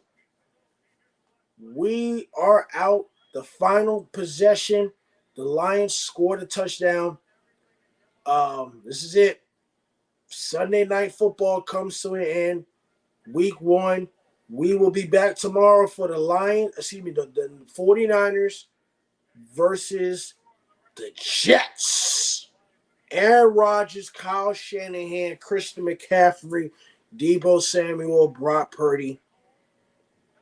We're going to be back for tomorrow, and we'll be live around 9 o'clock because I got football practice. I'll be back home, so we'll be live at around 9. I probably missed the first quarter of the game, so if I go live a little bit late, I'm letting y'all know in advance. So we'll be back live tomorrow, Totem Pole Nation, Faith Family Football, the feature content creation, best teammates in America. We help others, we change lives, we build champions. We believe that you be big-time live streamers. We believe that you be big-time YouTubers. We believe that you be big-time content creators. From members and subscribers of Totem Pole Nation, we are going to help you achieve your dreams. Totem Pole Nation, Lions won. Let's go, Lions. Let's go, Patriots. Both of those teams got the W. We'll be back tomorrow. Lions versus Rams. Sunday Night Football Showdown comes to an end. Lions win in overtime, 26-20. We'll be back tomorrow for the 49ers versus the Jets.